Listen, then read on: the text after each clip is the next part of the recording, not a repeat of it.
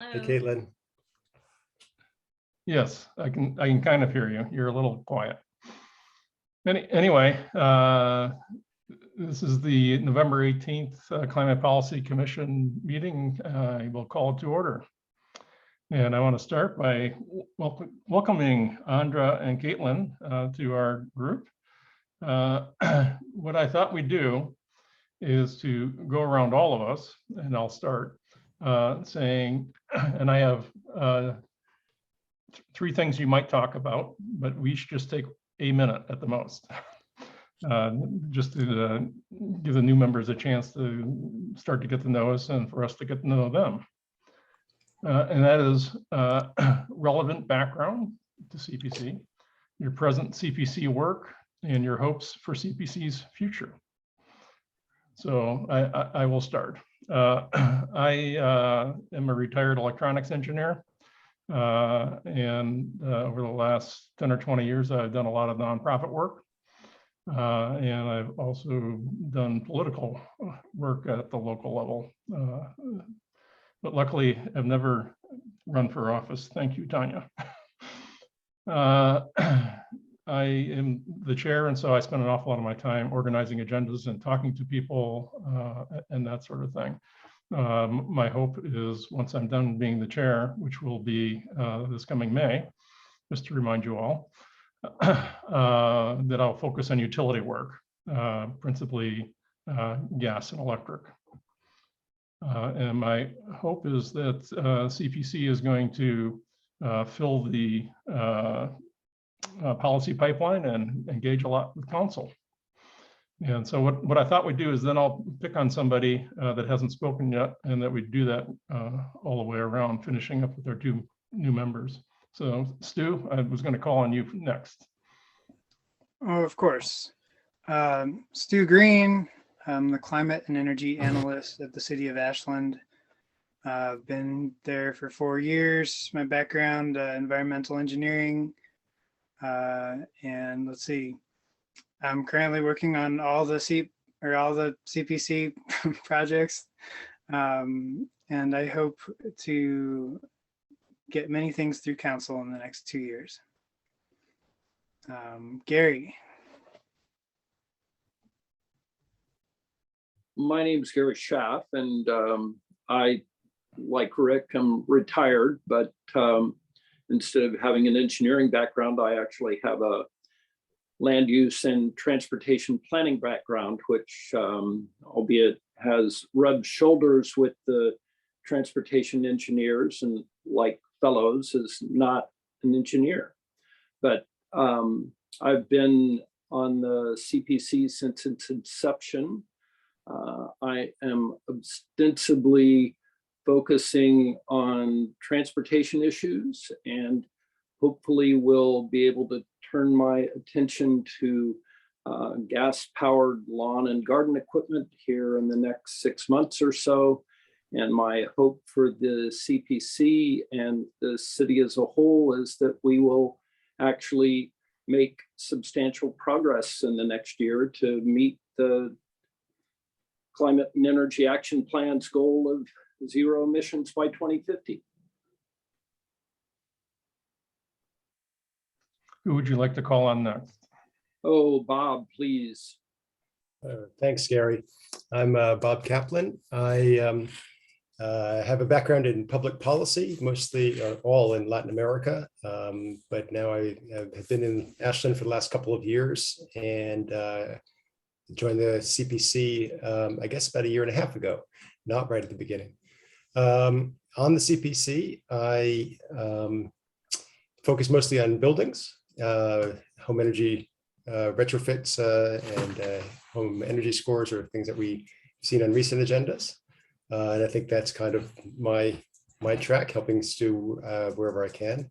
And my hope for the CPC, I guess, is that now with more members, because we've been very short-staffed, I think we're just going to take off, because we've done pretty well in the last little bit, pretty understaffed. So I think now with 2 more people and hopefully a third, pretty, relatively soon, we're going to take off and really start accomplishing much more for the city. I will pick Chris. Hi, I'm Chris Brown. I'm an architect here locally with Architect Design and Architecture, and have been working with both through the SEEP Advisory Committee, and then it's transitioned into the Climate Policy Commission, really focused as well on sustainability in the built environment as much as possible here in terms of assisting with drafting ordinances and language towards planning decisions and rationale for making decisions regarding, solar envelope of buildings, livability, and also I think access to habitation here in Ashland. And I'm going to call on whoever hasn't gone next, because I'm not sure, has everyone spoken? Or Ray, have you been up yet? No, I haven't. Okay, Ray, you're the man. Okay, thanks, Chris. Hi, my name's Ray Millet. We moved here about 6 years ago from Vermont, and I'm a retired engineer from IBM. And we moved to Ashland for the small town environment and the great outdoor engagement that we have here for biking and skiing and hiking. I was attending meetings since the beginning of the SEEP, and since then taught a few climate change courses, and got involved with our local groups here in the Valley on climate change. And I think I really like looking forward to have the city of Ashland get engaged in increasing electrification and solar and reduction in fossil fuels. And so I think for the future, that's what I'd like to see Ashland do, and as well as work on the adaptation that needs to take place until we transition. Okay, Tanya. All right. So I'm Tanya Graham. I've been on the commission since the beginning. And in my role with the council, I serve sort of a double role currently on the commission, where I'm actually a commissioner, but I'm also the council liaison. So I'm a bit of a utility player for the team here. My day job is works with communities to help them adapt to climate change and build climate resilience. So I'm particularly interested in that aspect when we are able to dive into it further. But in the meantime, I'm interested in the programs that the city can offer to help individual residents with electrification and that sort of thing, and really working on how helping the commission interact with the council. So that's a big part of my effort at the moment. And my hope for the future is that we are able to put some policies in place that pull big levers in terms of meeting our goals on climate, both our adaptation and mitigation goals. And I think we've got some in the hopper that are capable of making that kind of a shift. And so it looks like that's all of our commission members. So I guess I'll just hand it over to Caitlin. Thank you. Hi, everyone. Just wanted to start by saying thank you to the City Council and the Commission and staff for inviting me to join. I'm really excited to be here. My name is Caitlin Guthrie. I'm a restoration ecologist by training. My background is in land restoration, land conservation, conservation finance, and nature-based climate solutions, as well as climate resiliency and carbon markets. And being new to the commission, I have a general hope that we collaborate well to efficiently, effectively, and equitably see the city of Ashland through its implementation of its climate plan for the health and vitality of our current and future residents. Nice to meet you all. Welcome. So I think, Andrea, you're up. Yeah. My name is Andrea Hollenbeck, and I too am appreciative and looking forward to joining the commission and helping you all with this important work. I'm a recently retired classroom teacher and a community member, and don't have the I don't feel like I have the gravitas of all of the policymakers here. I think what I bring to the table is just my lived experience with being a homeowner in Ashland for the last 28 years, and taking an old home and making it as energy efficient as I possibly can. And I've kind of gone through that process. And so I have that experience. I think that I can, that will contribute to the conversation. And my hope is that I can just contribute. I really want to do whatever I can do to help move this work forward. Climate change is something that weighs heavily on my heart and mind, and I'd like to do whatever I can to contribute to solutions. Great, thank you all. And welcome again to the 2 new members. Let's move on to the consent agenda. I'm looking for a motion. Bob? Move passive approval. For a second. Thank you, Ray. Any discussion? Seeing none, all in favor, raise your hands. Did I see yours, Caitlin? Oh, I was just going to abstain since he wasn't here for the last meeting.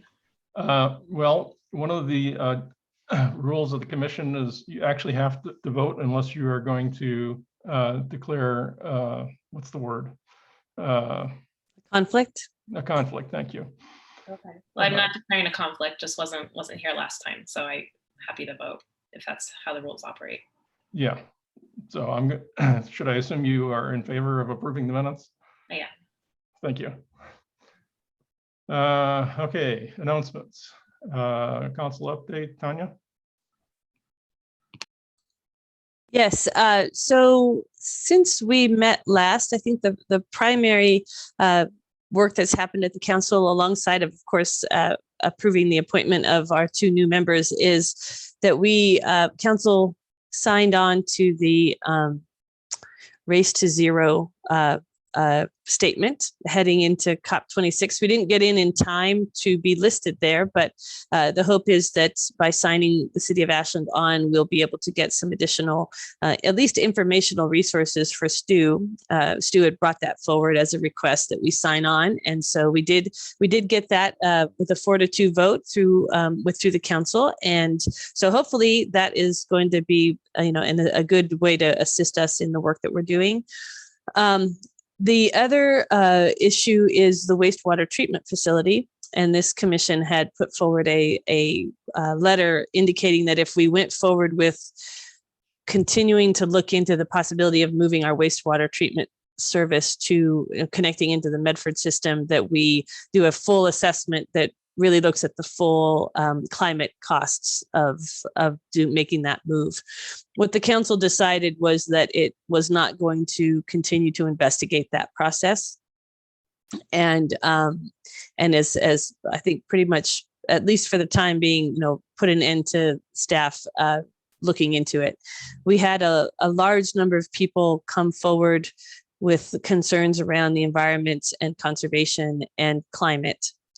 Primarily, and just the reality, I think this is one of those places where adaptation really came into the conversation of, we know we have higher wildfire risk, we know we are going to be experiencing more droughts in the future, and that really called into question the whether it was how important it was to keep the options of being able to reuse the water that comes out of our wastewater treatment facility.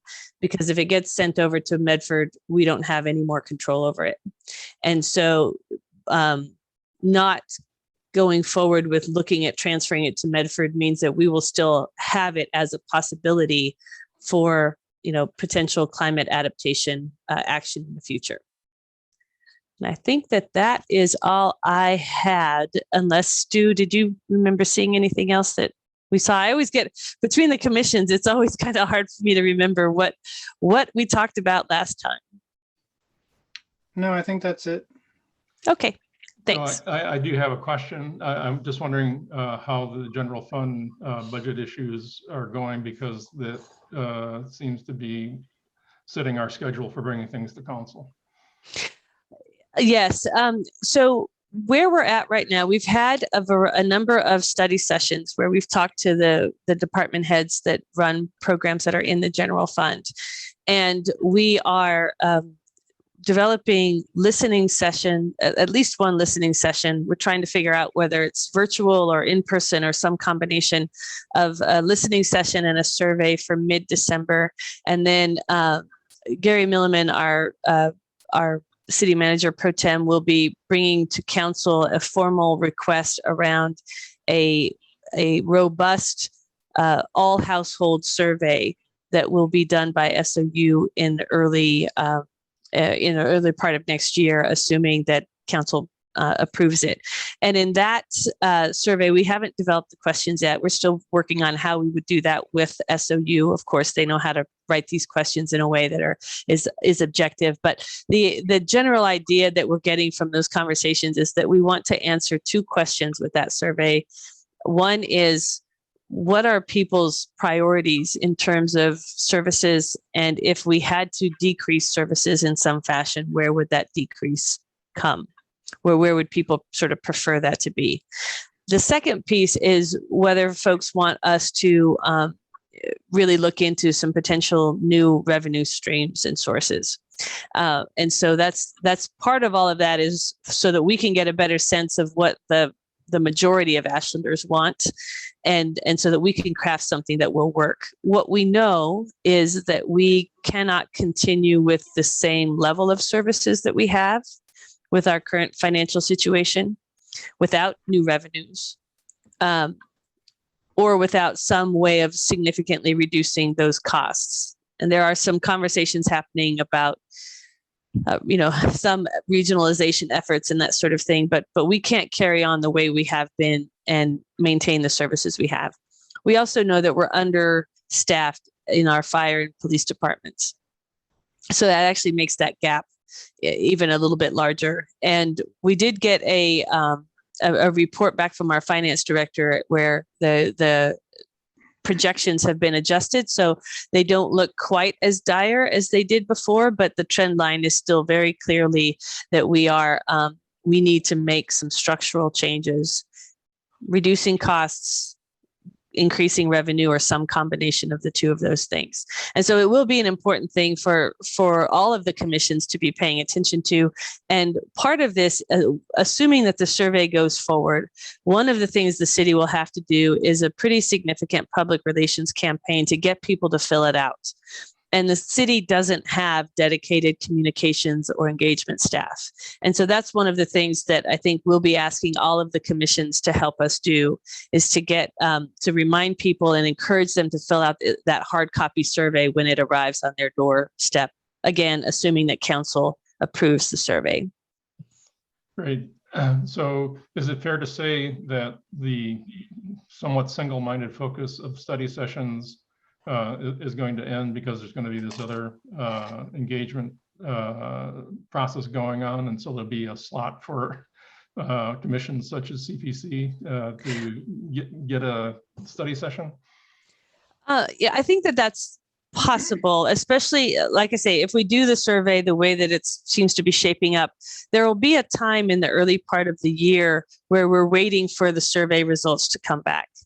And we may continue to have conversations. We've got at least one more happening, I believe in December or the very beginning of January, about regionalization possibilities. So council is investigating cost reduction and revenue generation options. And so there's likely to be more conversations like that happening, but I think that intensity of the study session schedule is going to ease up a bit in the new year. And, at whatever point this commission needs to get in front of the council, please let me know, and I'll take up that conversation with the mayor and the city manager and see where it can be slotted in for the first conversation that you want back in front of council in the new year. Great. Okay. Ray? I can't hear you, Ray. Tanya, the budget structure, is this something that was occurring before COVID? And Yeah. maybe before we had the onset of greater smoke here? Yeah, it's been Obviously, those happening. two aggravated it, but when you're talking about revenue, I'm assuming, even in a good year for rooms and meals, you're saying we still didn't have a proper budget in place for revenue versus expenses. Right. So I just want to quickly, because I know you've got a full agenda, but we have in the general fund, it's primarily funded by taxes, and the legislature, the Constitution of Oregon, has set a percentage. It can only be increased each year by, I think, 3%. Mm-hmm. The trouble is that we have line items in our budgets in the general fund and across all the funds, but in the general fund that are jumping higher than that. And it's things like medical insurance. It's, regulatory change creates new costs. And also PERS unfunded the liabilities that we've incurred some additional liabilities because of how the market operated in the downturn. So those are just a couple, but what that means is that it's a systemic problem. It's a structural problem of this constant vice that the programs have to operate under. And it's been moving in that direction for a long time, quite a while anyway. And we need to make some structural shifts to fix it. Okay, I get it. So it's really kind of independent of the rooms and meals. Right. The food and beverage tax and the transient occupancy tax are both tourism related. But they don't, food and beverage has nothing pretty much to do with the general fund. And transient occupancy tax, only a percentage of that goes to the general fund, about 70%. So it does matter. But the federal money has backfilled that, the loss from COVID. And with that, I think we need to move on. Thanks, Tanya. Stu? Okay, yes, I will keep this short. I think two of the main things that I'm looking forward to, I've been trying to bring this self-service ride and drive for electric vehicles to town for a while. This is in collaboration with Fourth Mobility. The project is called AMP, and hopefully we will have an electric vehicle on the ground in the beginning of the year that anybody who's a utility customer could take for a free test drive once they download the app. So that will be nice to see finally on the ground. As well, the home energy score has been kind of the main thing I've been chipping away at, which we'll talk more about shortly here, as well as doing commission support. It's been a lot of work to do that. So if there's any questions about anything in particular, happy to take those, but otherwise I'll just keep us rolling here. Okay, not seeing any. Are there announcements from any other commissioners?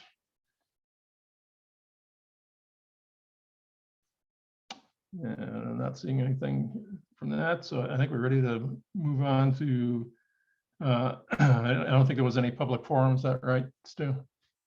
Okay. So CPC Council study preparation.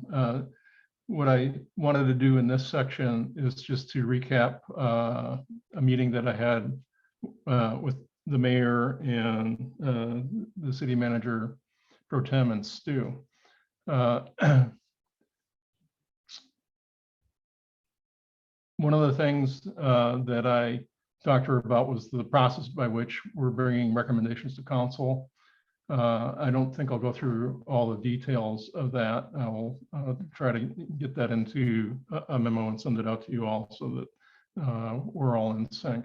The general idea is that I'm going to try to have a meeting with the mayor once a month, sometime between CPC meetings.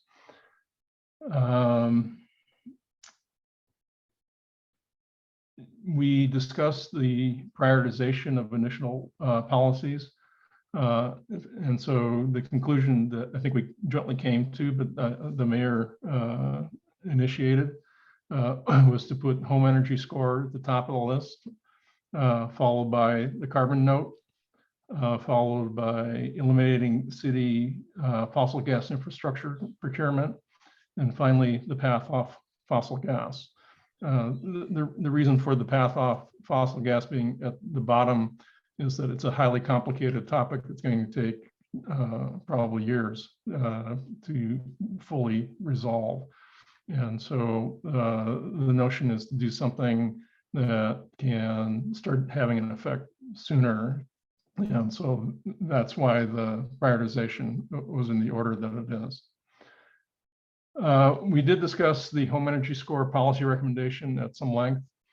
One of her questions was, for multi-unit developments, is a score required for each unit, or can identically designed units each receive the same score? And so I think that's a worthwhile issue to be sure that we answer when we finally bring it to council. We talked about commission coordination. She was supportive of that and proposed adding this as an item to a regular council meeting so that council can more clearly direct the commissions to coordinate about climate action. So Tanya, perhaps you and I could chat about that offline and see how we can keep moving that forward. So we agreed to meet in about a month. The list that I have for her, it's, I guess I can just run through it. It's relatively short. Confirm CPC policy recommendation process, the one that I'm going to send you later. Figure out what the next step is for the home energy score. Commission climate coordination, the USDA loan program, because there were some questions that were pending, particularly from the mayor and other councilors, and I wanted to have a chance to chat with her about that. Solar PV installation, this is one of the items that the mayor had brought up as one of the potential ways to move forward. And in addition, there was EV charging. So those are the topics that I hope to chat with the mayor about the next time that we meet. So that is item A. And then I updated the memo that I prepared last month so that rather than it being a proposal, it's an attempt to capture the consensus that we came to in October. And so I think each of you should have had a chance to see. And so if there's any thing that people felt that I didn't quite get right, now would be a good time to bring that up. And I also included updating the council study session schedule. And so tonight, I'm hoping we're going to refine some of the policy recommendations and choose the first one that we want to take to council, considering the mayor's prioritization, and assign a set of people to develop that presentation. With the thought that in December, we would review the presentation so that we're ready to present something to council in January. So are there any questions or comments about that memo? Ray? Rick, the update for the study session, that's the one that's in our packet? Yes. Okay. It's the one that is from I thought I saw a few changes, so I wasn't quite sure. Yeah, well, I put an amended date on the memo. So to try to distinguish it from last month's version. Caitlin? I was just wondering if there's opportunity to provide feedback or thoughts on the menu or the memo at this point, or if it's finalized. Oh, no, it's not finalized. I'm inviting feedback right now. Okay, well, I was thinking it might be helpful to add to question E in the memo, what are available state and federal funding opportunities in relation to budgetary impacts? Yeah, okay, that's a good addition. And I would also suggest considering amending G to say and or, as many actions would address both. Okay. Otherwise, I think it looks really good. Great. Any other questions or comments? Okay, not seeing any. So I'll bring back another version of this next month. C, Stu?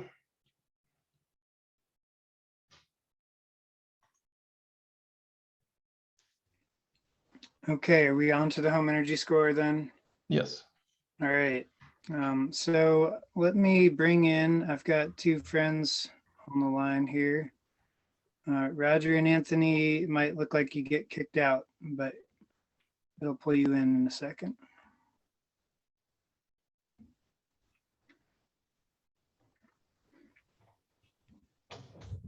Okay. So I'll just do a real quick recap of this, mainly to say this is the home energy score policy. We're trying to duplicate something that's been done already in a few different cities in Oregon. And I've brought Roger from Oregon Department of Energy and Anthony from Earth Advantage, who help implement this program statewide. So they're gonna do a little recap of what all is in a home energy score, and I know we had a couple of specific questions, so we'll try to get into those as well. But before we do that, I know Bob had been working on a little bit of outreach to the community about this, or at least certain folks. Do you want to give an update on that, Bob? Sure, I can. Thanks, Stu. Hi, Roger and Anthony. And by the way, Stu, thanks for sharing those videos. I thought they were really terrific and clear and really useful. So I guess that came out of Earth Advantage. So thanks, Anthony, if you had anything to do with those. I've had a couple of conversations with with a couple of realtors from one of our local real estate companies about home energy scores. The first one was really just talking broadly about our Climate Policy Commission and our objectives and electrification and reduction of fossil fuels. And the second one was very much focused specifically on the home energy score program. In fact, I even used Stu's study note, this draft that we saw before last month as an entree to that meeting. I decided to have that meeting just by myself as an informal conversation because we hadn't yet had a chance in the commission to talk about our broader strategy, but I thought that the conversation could inform the discussion in this meeting. The conversations were very positive. Both of the realtors that I spoke with were supportive. They had some suggestions about I guess really suggestions about how they could do it as a collaborative. I mean, they want to think about this as a collaborative with the real estate association. And I think they saw that kind of in line with what has happened with the information for home buyers on FireWise safety or fire adapted real estate. That is not a mandatory, thou shalt have a home energy score, thou shalt have a fire assessment on every property that is listed. It is something that enlists the real estate community as advocates and educators and partners in bringing this along. And that was what they were suggesting. So what I did with that really is I went back to the little working group that we had that were helping Stu on this project. And then we agreed that we would have a second conversation, that we'd broaden the conversation and just ask them to come forward with very specific proposals on how they could be supportive of this kind of a policy. What are they actually talking about? What would it really look like? How would they actually lay out a collaborative approach that's slightly different than this one, but would have the same kind of objectives? That didn't happen because of the National Association of Realtors convention in San Diego. I think you just missed it, Gary, if you're down in San Diego. Good thing. And that's where we are. So I'm expecting to follow up after this conversation today, since now we'll have an opportunity to hear and hear from Roger and Anthony and to talk a bit more about what approach we want to take. Thank you. Okay, sounds good. Thanks for the update, Bob. So Roger and Anthony, I'll hand it over to you here in just a second, but I think the only other thing I would say to cue this up is, we've kicked around this policy for a while now. We're hoping to take it in front of council early next year. So this would be a good time to make any major changes or bugs worked out. So that's all I'll say for that. And can you folks share your screen okay? Yeah, it looks like I can hear Stu. I'll give it a roll.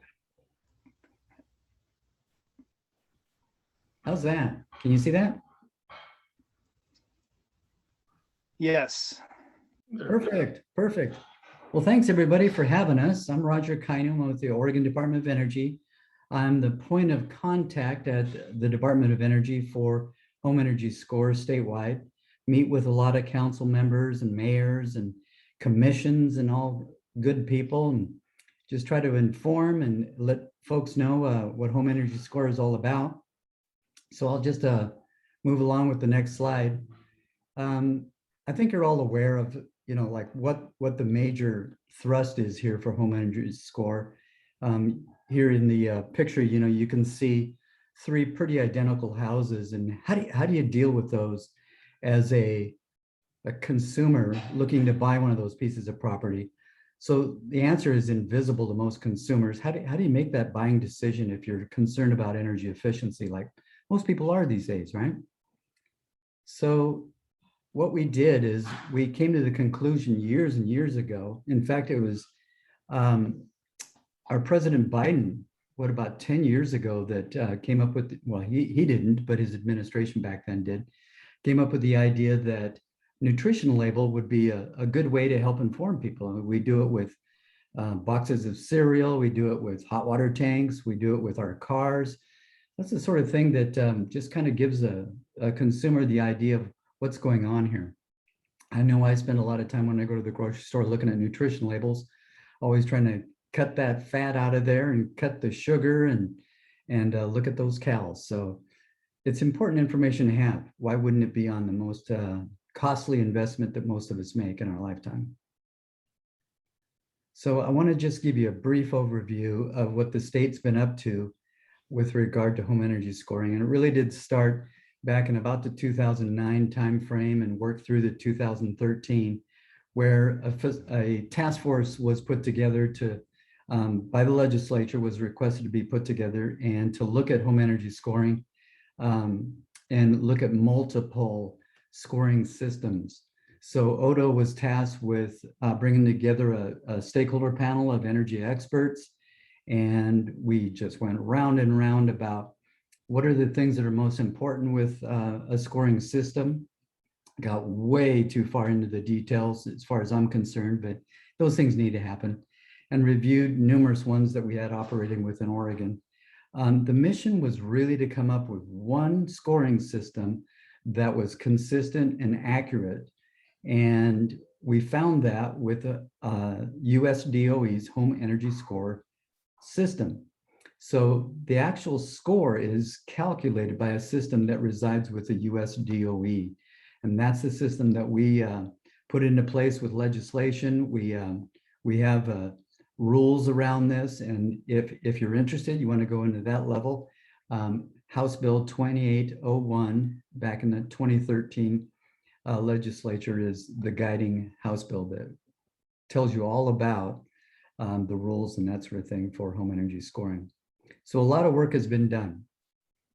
We had many stakeholder panel meetings, lots of debates, reviewed and defined necessary steps to support this accuracy and consistency of scoring systems. That's where we came up with the one US DOE home energy score. And then the panel also approved, over to the right of the slide, you'll see the panel approved the scorecard that you see before you. And in this example, like all the examples of the cities that have decided to have a scoring system, you'll see the same sort of format. On this particular card, you'll see the Oregon Department of Energy up at the top left, and that's our statewide scorecard. But if Ashland wants to, they can put their logo and their name up at the top left-hand corner of that scorecard with all the other information that's provided. So since we started this whole venture, from 2016, City of Portland adopted in 2018, actually, they adopted their mandatory scoring program at the time of listing. And those are two real key things, a mandatory score and at the time of listing. We could go into some details around that, but I think Stu's covered that with you. It's really all about how you get traction. A lot of people say, well, why don't you do a voluntary system? Okay. A lot of nothing gets done when you do a voluntary system. Mandatory makes sure that it gets done and that consumers are informed. Back in 2020, the city of Milwaukee adopted a mandatory program, and it was based largely on the city of Portland's program. And here just this year, the city of Hillsborough jumped into the pool. And we also continue to work with many other local programs. And by the way, the City of Eugene Council, they just late last night, they just approved moving forward with a scoring program of their own. So I guess I'll have to adjust my slide at some point. Anthony, if you're available, would you like to cover this slide? I know you're the one that added this one in here. I'd like to get you involved. Sure.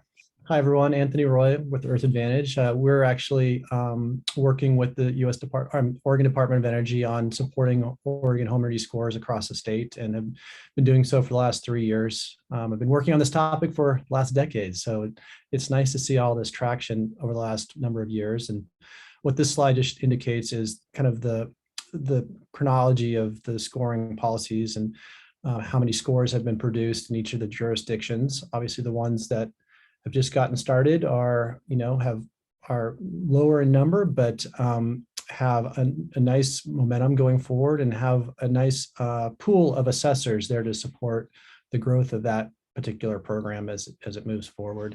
The numbers that you see in Portland show the number of assessors on the left who created a company and started their work, have been approved, and then the number in the parentheses are the numbers who are actually still active. So you can see there was a huge interest in producing energy scores in Portland. And then over time, folks decided, I'm not getting enough business. Oh, this isn't for me. Some folks just became very successful at producing the scores and really became their core business. Other folks are home inspectors who do scoring as part of a wider range of services. It's just one more kind of service they can provide. So there's a real wide range of providers in the market, and even at 57 in the market right now in Portland, it's more than enough to meet the demand that's there. So it's a very good place to be.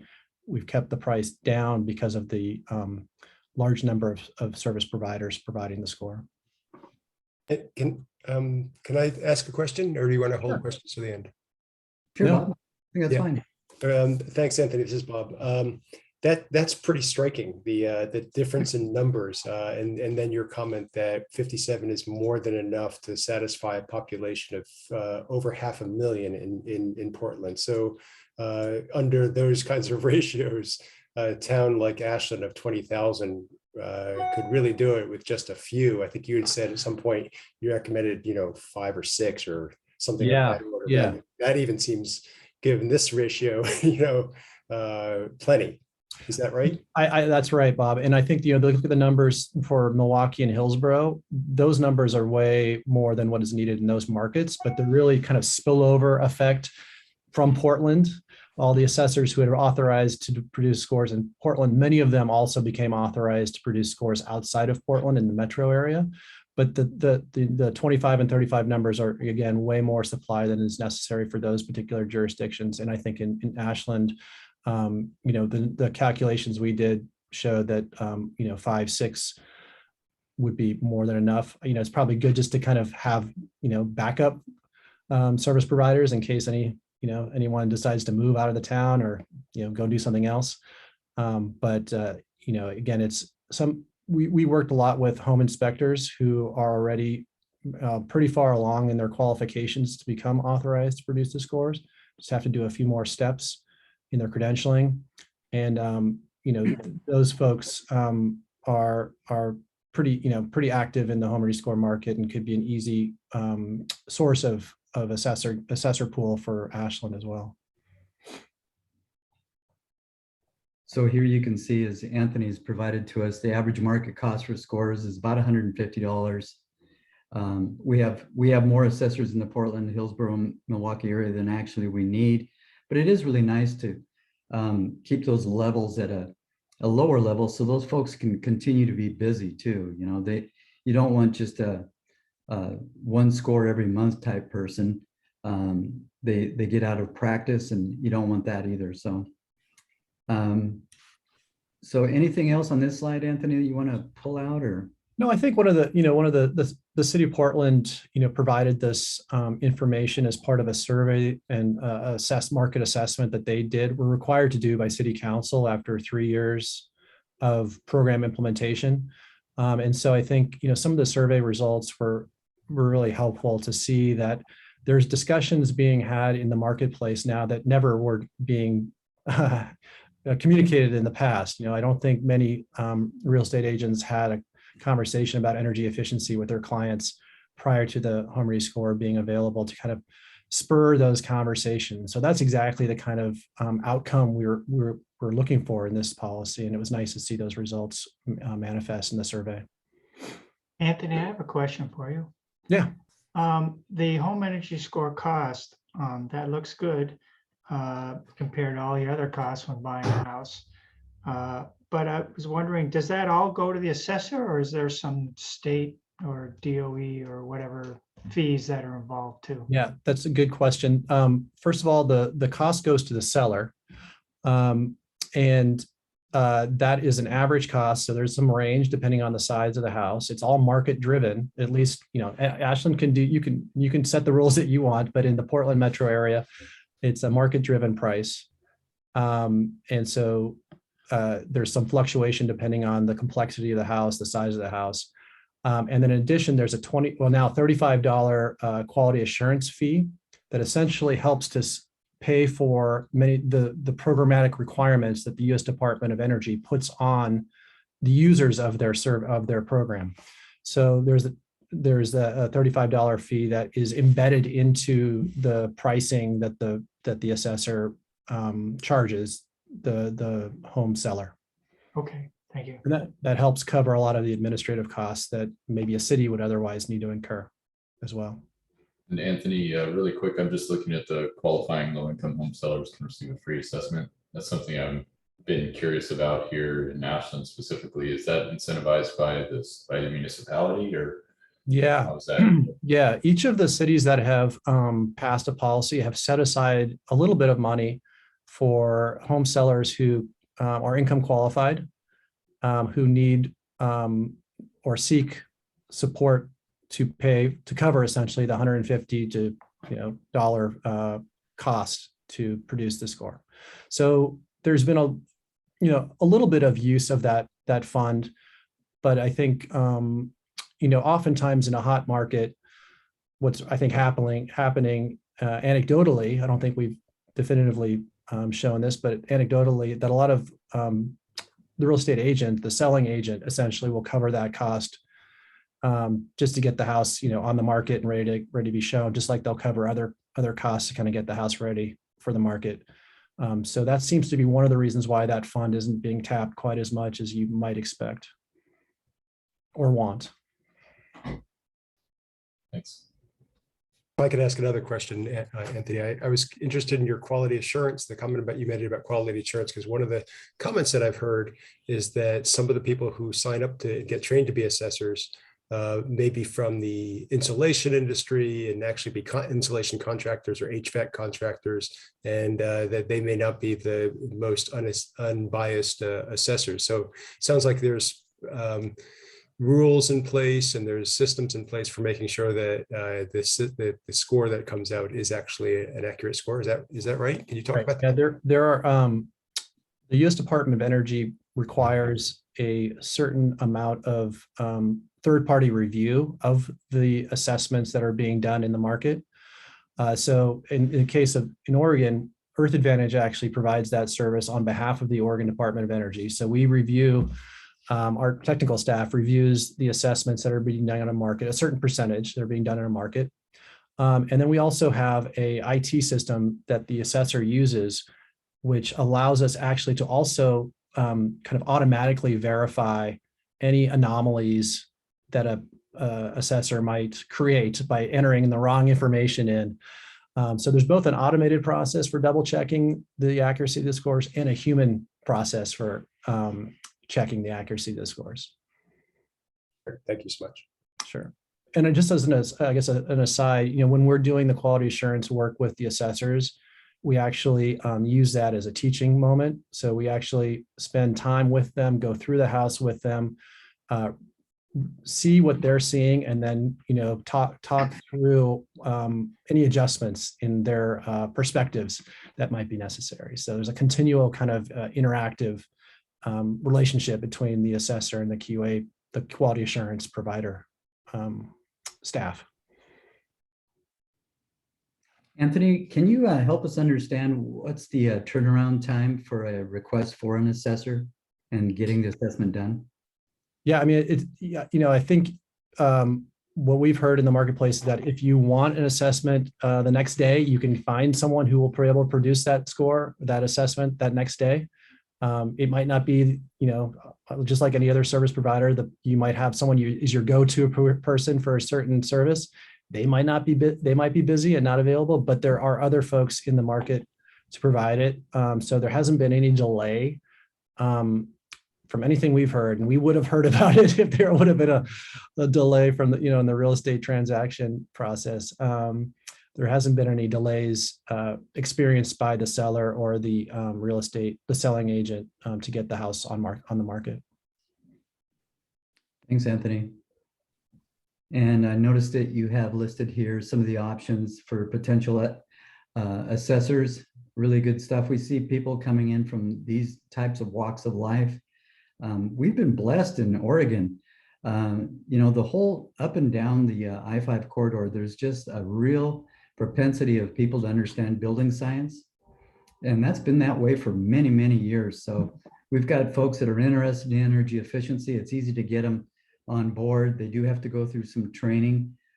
So they're not just taking a basic training. They have to take by state rule a basic training, but then they go through the US DOE simulation training, which is quite an undertaking. It's about a 12-hour training program. It's online.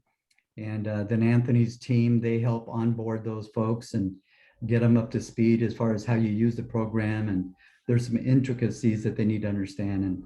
And Earth Advantage does real well with that. So that just brings me to this slide, and that's a discussion. Odo's now been working with Earth Advantage for quite a while, ever since the inception of the Portland program.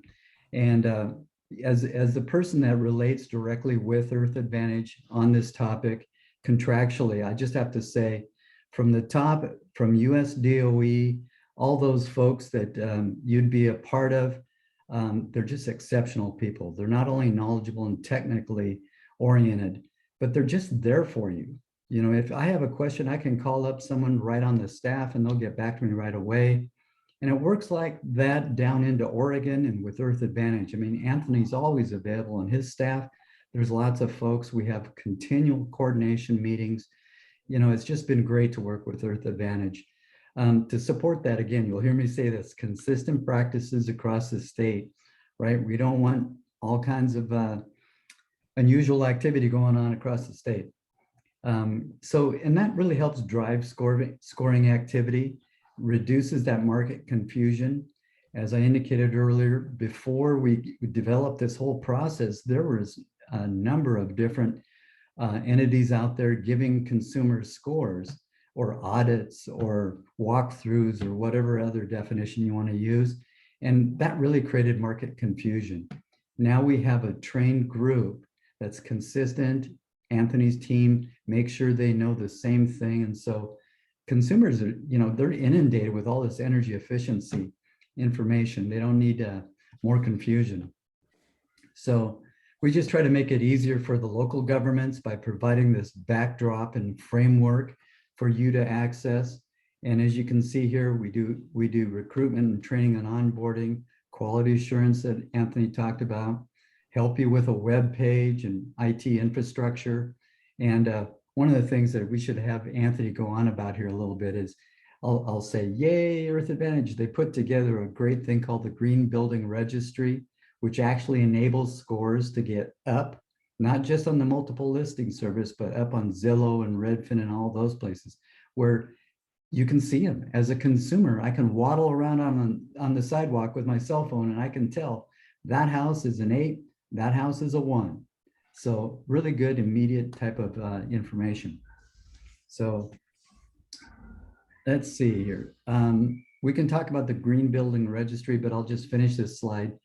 Some of the benefits to cities are obvious ones with the climate action planning.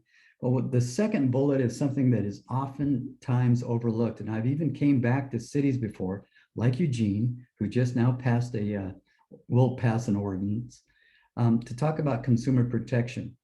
That's a big deal. That's that nutrition label. So don't overlook that as a point to talk to your council about, because that's what they're really interested in as well. There's also economic development benefits and community development benefits too, reducing energy burden and those kind of things. So it helps us kind of build a program later on that can help target your energy efficiency opportunities through the city's electric utility. You can target, let's see, we're going to go to that area because we see scores that are in the 2s and that sort of thing. So it gives you that ability to target and tailor. So any questions for us at this point? Or are we just going to turn Anthony loose on this Green Building Registry conversation? I have a question. Yeah, and me too. Go ahead, Ray. I think, was that Caitlin? I'm not sure. Yes. Go ahead. Oh, thank you. Yeah, thank you, Roger and Anthony. I did notice in the presentation you were referring to us as consumers, and you know, living in a house doesn't make us consumers. There's a lot of people that live in homes, you know, don't have that choice. You know, so I think of us as citizens and human beings first and foremost. And you know, we have a real golden opportunity here to address both climate adaptation as well as climate mitigation. Specifically indoor air quality for our citizens. And I want to understand better how this score in the report can support improved indoor air quality. You referenced a couple slides back that the first page of the report could be customized with a city logo. And I saw on the Department of Energy webpage that partners are allowed to more fully customize the first page to showcase important information for their specific area. And so like my first question is, can the entire report be made available and to potential buyers? And secondly, how can the comments section and the recommendation section on the first page be tailored to address the unique indoor air quality concerns of our area, specifically wildfire smoke and air pollution that comes from natural gas appliances? And I understand that the scoring system itself is kind of set in stone and that can't be amended. So I'm curious more about like highlighting specific recommendations and comments that could come out through the assessment, such as, you know, I know in a lot of energy assessments I've had in the past, things are measured such as air leaks. And I don't know if that's a component of the scoring system, but, you know, air leaks measurements are important for both efficient energy systems, but also for health and safety. You know, in Ashland now we go weeks to months with very poor air quality due to smoke, and homes that have high levels of leaks, you know, that air quality comes inside the home as well. So, you know, addressing air leaks helps with both efficiency and the health of our citizens. And kind of in the same vein, I would like to see this report highlight warnings for folks who, if they have natural gas appliances, from a climate resiliency perspective, because we know the use of gas appliances has adverse health effects. We know that indoor air quality is above recommended levels with those appliances. And so, like, will the report be able to make recommendations to switch those appliances out as well? So those are just some thoughts I have. Yeah, let me begin that discussion, and Anthony, if you can weigh in on what the capabilities are to adjust the scorecard, that would be great.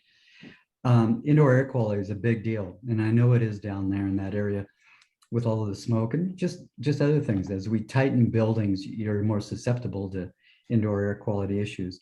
The issue becomes is what is tight and what is not.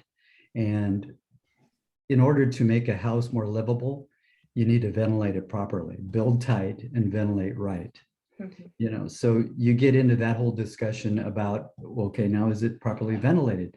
And are you using HEPA filtration? Are you using an HRV, a heat recovery ventilation? Or are you using an energy recovery ventilation? Those kind of things are very technical, and they're not within the scope of this scorecard in terms of, I mean, it could be captured whether or not the person has a heat recovery ventilator. And you can also do a blower door test that would give you the air changes per hour.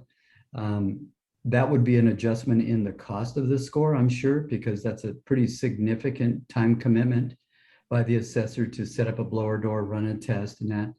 And that's one of the reasons why we didn't choose the HERS rating system from ResNet, because it's required that you do a blower door test, and those tests can be anywhere between $600 and $800. So that's an issue. But what you're up against here is there's a lot of data that's been gathered by the US DOE, and we know on a pretty accurate level how airtight houses are of a certain vintage, and then you can sort of abstract from that what the wall cavities are filled with, and whether or not it has floor insulation, the depth of the attic insulation, those kind of things. So you can sort of get to what ACH, or air changes per hour, that home has.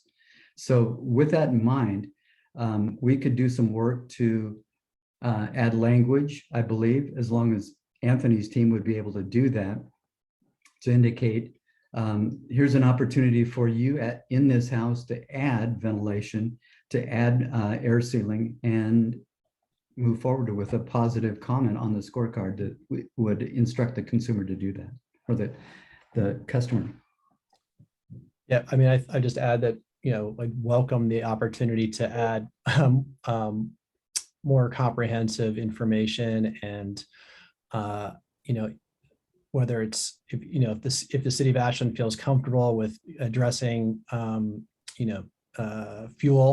fuel issues, both on the combustion side and just on the supply side, that's something that can be integrated into the text at the bottom of the front page of the scorecard, and also in the second page, kind of on the checklist. I don't know if you have an example of the scorecard in front of you, but there's a checklist that gives the user kind of directives on what are the next steps and what are some things to consider, and some resources. So there's some options there that can be tailored to the goals and the needs of the community that's going to be using the score.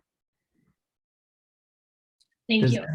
Does that answer your question there, Caitlin? It does. Yeah, that's really helpful. I'm glad to hear that customization can be made if that's of interest of the city. And I think it would be irresponsible of the city to sanction these reports without making those energy infrastructure recommendations to bring people's indoor air quality within safe levels, both in regards to air leaks and wildfire smoke, and also indoor natural gas pollution. So thank you.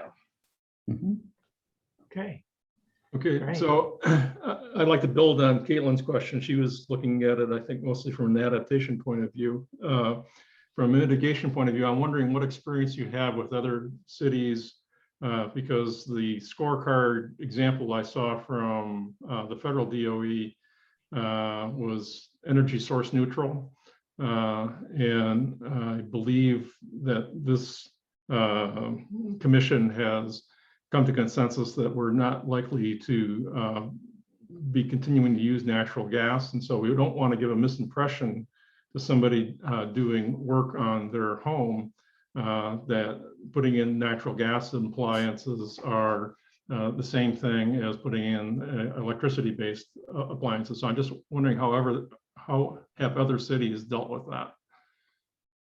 Anthony, can you help with that one? Yeah, they haven't. And I think it'd be something that we'd welcome, the chance to work with a city that wanted to focus on, not be afraid of the fuel switching issue, I guess. That does require some work outside of the template that has been, developed by both the U.S. Department of Energy and what has been developed here in Oregon thus far, and what has been used by other cities. But I think the reality is many cities are going to be moving in that direction, if not now, then very soon. And so, I think there's an opportunity. We've been working with the city of Berkeley, and they have essentially wanted to address this issue of using the home energy score program, but modifying it a little bit to produce electrification, or I guess we can say, heat pump focused kind of recommendations out of the home energy score tool. And so they made some modifications, and essentially it have interjected kind of a communication, a page that is just about like, here's the incentives for these particular models of, heat pumps, and have kind of used the opportunity to educate the consumer about, or the homeowner, home seller. Thank you, Caitlin, for that correction, on what they could consider doing from a equipment change out perspective. So there's an opportunity to work on this. It's just outside of kind of what the structure is right now, both from the federal government and at the state level. Right. Well, so at minimum, I think it would be disingenuous for us not to at least point out the potential stranded asset problem if somebody decides to go ahead and put a gas furnace in. Yeah, and I think the closest we've gotten so far is the city of Portland, and I guess it's probably carried forth in the city of Milwaukee and Hillsborough, is there's a small statement about at the bottom of the first page, I think, that just kind of states, if you have this situation, you might want to consider, doing something with a heat pump. That kind of language, but it hasn't carried forth into the official recommendations, or score after improvement, energy cost savings after improvement methodology that's embedded in the home energy score system. Great, thank you. It sounds like this is something we could pursue in the future. Just a quick question. This is maybe to Stu. In regards to Larry Giardino with the city, I keep leaning more towards this kind of appraiser or the energy analysis position being something that maybe the city could offer. I know they're kind of working with their budgeting and their staffing issues right now, but I mean, I know the city has opportunities, and they've done blower tests on commercial projects. I know they have the equipment there. Is that? I'm just curious if that's something that the city could perhaps offer, what Larry Giardino's position is really entails right now. Yeah, maybe Dan Cunningham's really the person that would be augmenting this, I guess. And he, in theory, could be trained to do this, and there might be some incentive to do that, especially for the income qualified home energy scores that we need to generate. I think one thing, if the city is providing them all, that might inhibit the market from responding, but it's an option. Just to clarify on that, Stu, I feel like, I'm curious how you would see that inhibiting. I would feel almost like there's a proclivity for a real estate agency or someone to have a conflict of interest more along those lines, to kind of pad the scores, if you will. And I know Anthony and Roger, you both mentioned that there's a quality assurance audit that occurs, but I would almost feel safer with that coming from a neutral third party like the city in a small regional, 20,000 cap population base such as this. I'm just curious if that would be realistic.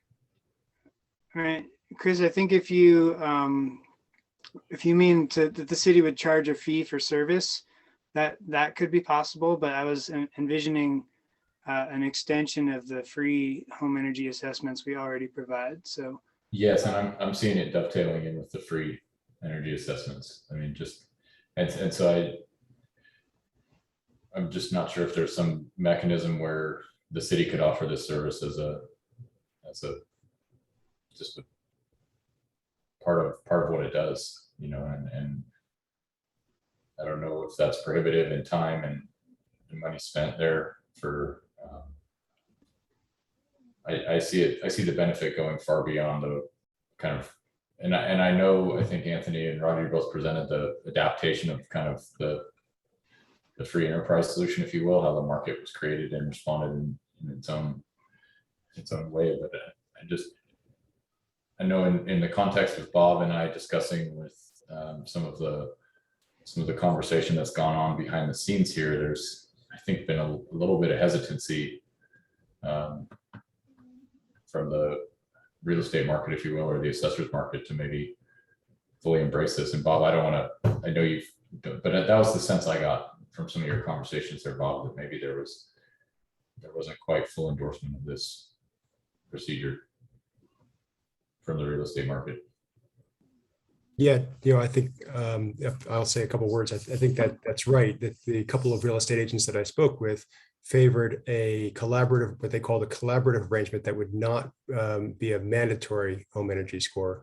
One of the points that they made, and I think is actually relevant to the point that you're just making now as well, Chris, is that the real estate agents work across city lines. They are listing in neighboring jurisdictions as well, and I think that would be a consideration in developing a market of home energy assessors, home energy score assessors, beyond just the city of Ashland employees that who obviously would not, or I suppose would not provide that in Talent or Phoenix or elsewhere. So if we could start to think of this as a region-wide solution as well, I think there could be some advantages to that.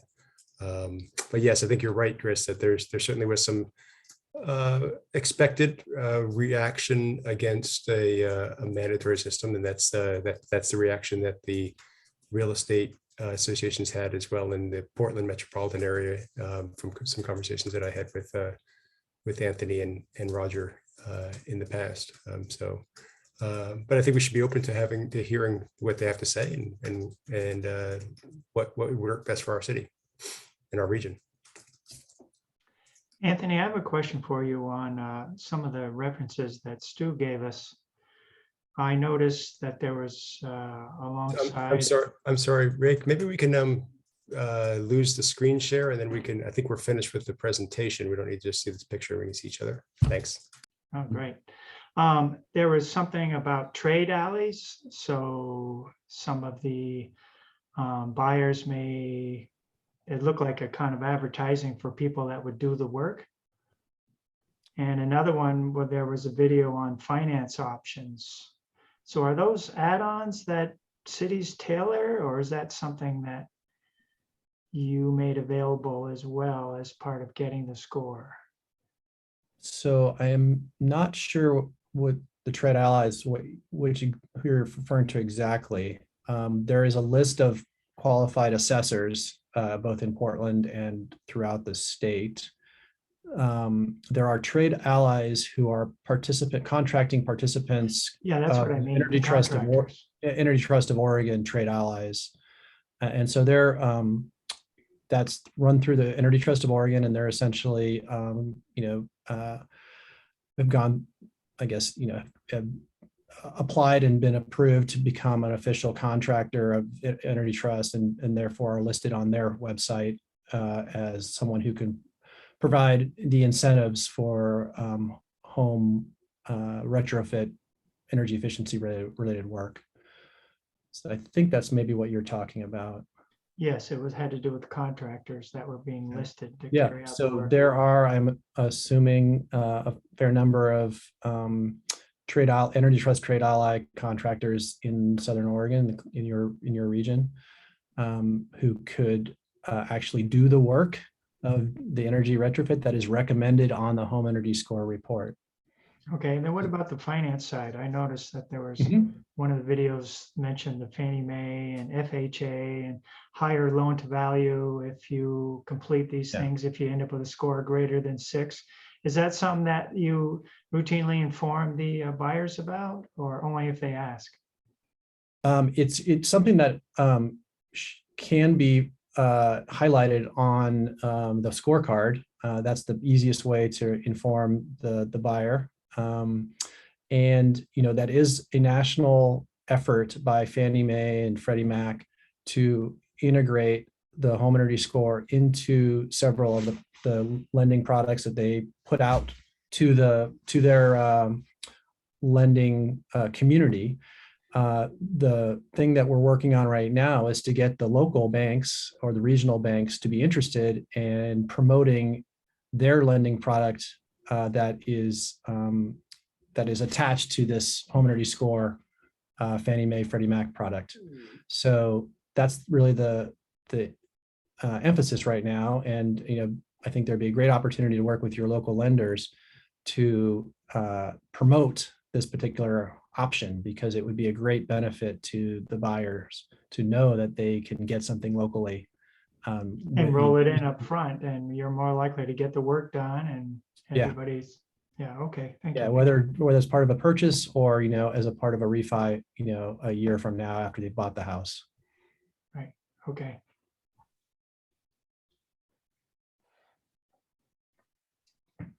Any other questions for us? They'll come to you. So Roger and Anthony, here's my one question. If I'm a developer and I make 50 of the same house, do I need 50 scores? Well, I guess that, that's up to the city of Ashland, how you want to construct your policy. But I would say that in the other jurisdictions, the answer is yes, you would. And so that's the stick. The carrot is that there is a option to do for new construction. There is a pre-construction score, which allows the assessor to essentially, it doesn't require any on-site visit. And the assessor essentially reviews the site plans and the specifications from the builder, and then enters, in their office, enters in the information into the home energy score tool. So that can be repeated for every home very quickly. It would just be basically, copy and pasting in a very quick process. So the $150 per home's price would, they'd have to negotiate this and, all that. It's not something that, has been dictated by programs, but it can be greatly reduced because it's a very quick process. The only difference that the home energy score model will produce is if the home is sited in a different direction, then you might come up with maybe a little bit of a different score, but there will be a slightly different output based on the orientation of the home, even if it's exactly the same specs. So that's, and then, for the purposes of getting it into the real estate listings, having an individual address for each home and an individual score for each home, is kind of best practice. Okay, thanks.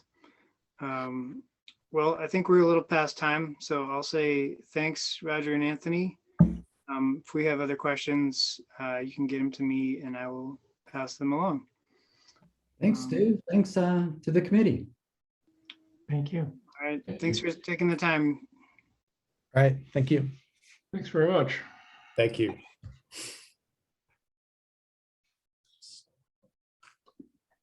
Okay, let's see, what time is it? 5:20. Well, we'll see how we do. I want to be sure and get to the climate friendly and equitable communities rulemaking letter. So we may have to compress things up front to do that. Let's see. The next thing is Rick, can yeah. I ask? I wonder if, I know that we've got a very ambitious agenda and where there are going to be, there's likely to be things that we don't get to. So I'm wondering if maybe, since this is a high priority for getting to the city council fairly quickly, and since I have started having a couple of conversations with real estate agents, I don't feel much at liberty to go very much beyond what we've done already without some discussion in this commission. I wonder if we can just have a little bit of a discussion here now, if we're ready for that, about to get some guidance on how we should be going, how we're thinking about this. That may mean some other items we may not get to them. So I'll leave it up to your your judgment. But I would be, our next time to meet is going to be a month from now. And I'd Well, like to. actually only 3 weeks, just to remind everybody, because we're a week late. Okay. But yes, it's a while. Yeah. Okay. I don't have a lot of predisposition about this. And so, Bob, if you're recommending we spend a bit more time on the home energy score and what we're going to do to move it forward, I'm fine with that. Are there any objections, with the caveat that I do intend to get to the one item of new business tonight?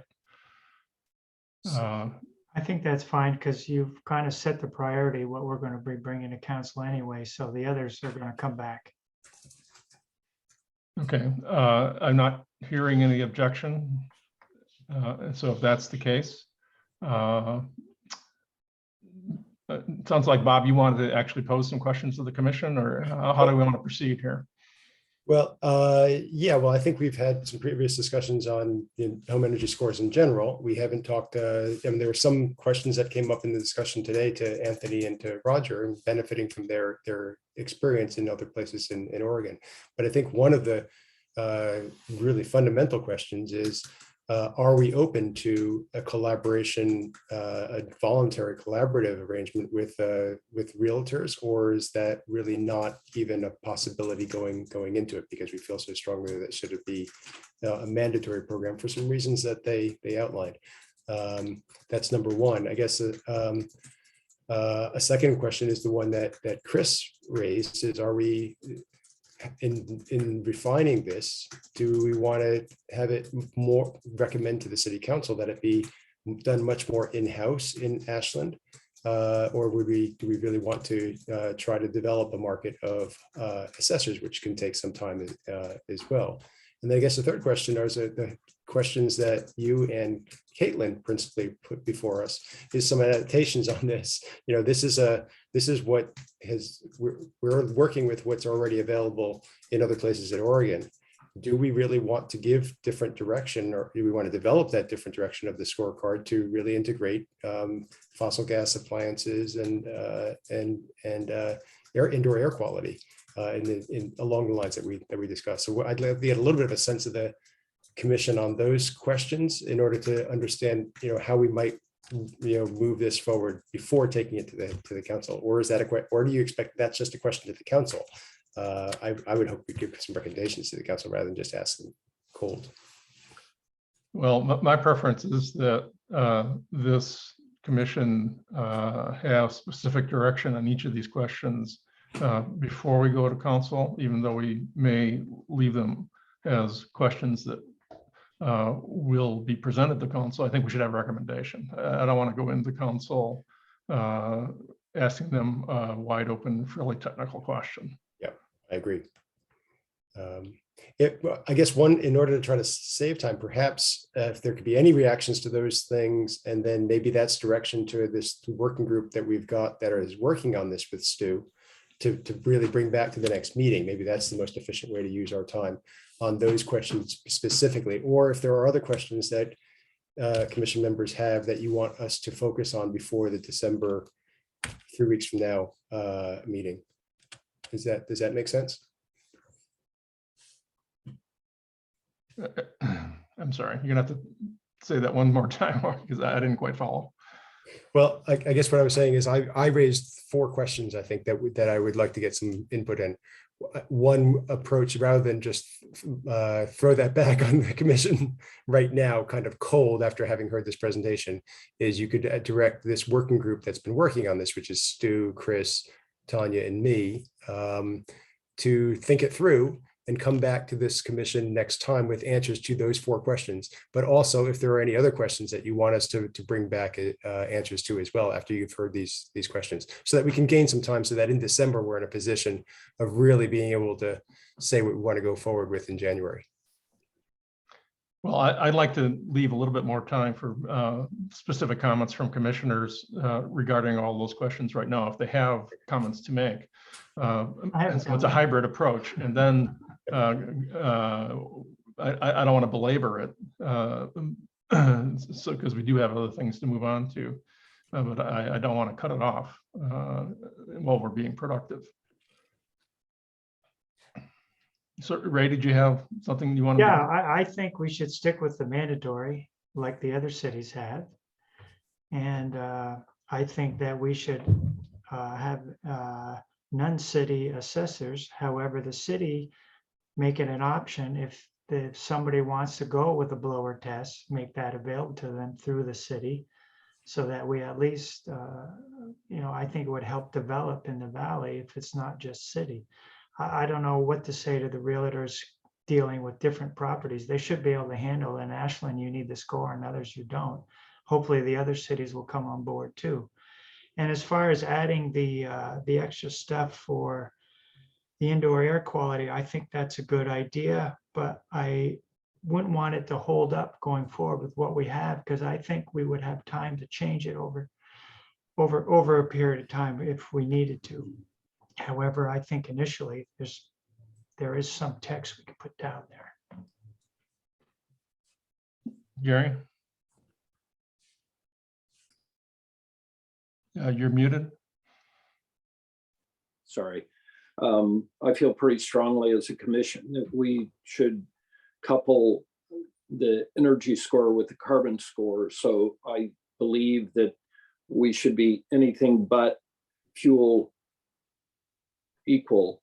That is, we should be advocating for fuel switching and ensuring that Ashland utility users are fully aware of not only the carbon emissions issues, but also the indoor air quality issues concerning fossil gas.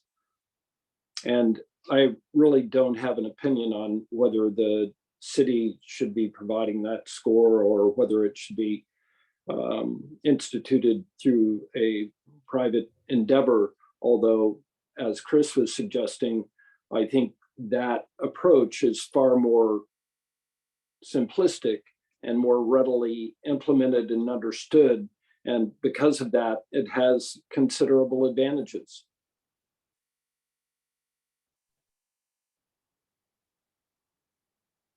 Andra? Yeah, I'll just say that I agree with both what Caitlin and Gary has said. I think that the scorecard should be adapted to what our goals are in our city and with our plan, and that's the carbon reduction. And it's the air quality is very much something that's a part of the adaptation that we need to be doing in our community. So those two things.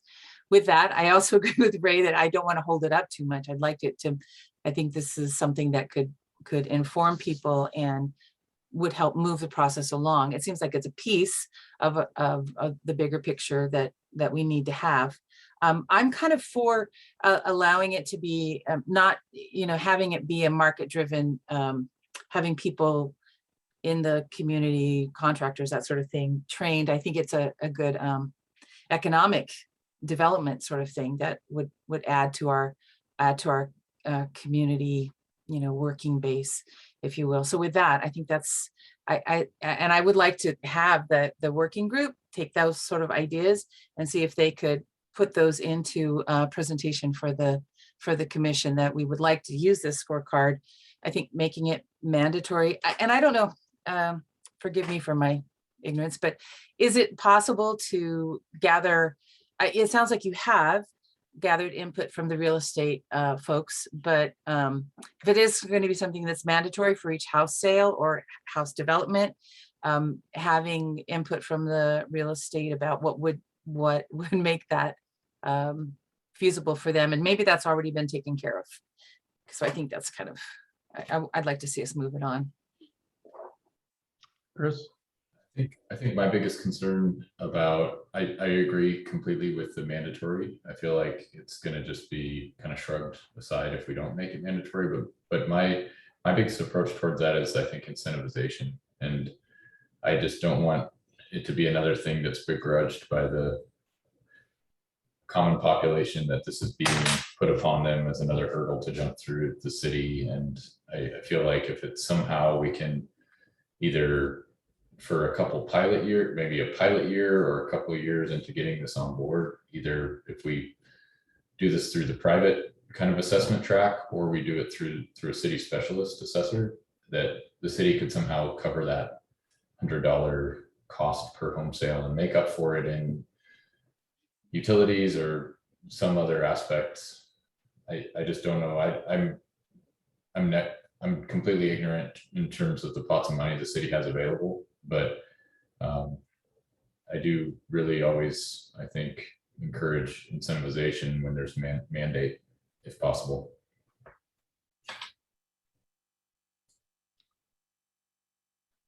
Okay, I'm not seeing any other hands raised. Let me make a couple of comments. I think it needs to be mandatory. I'm agreeing with that. That said, I would like for the engagement process that's been started to continue. The mandatory notion has had pushback in other areas.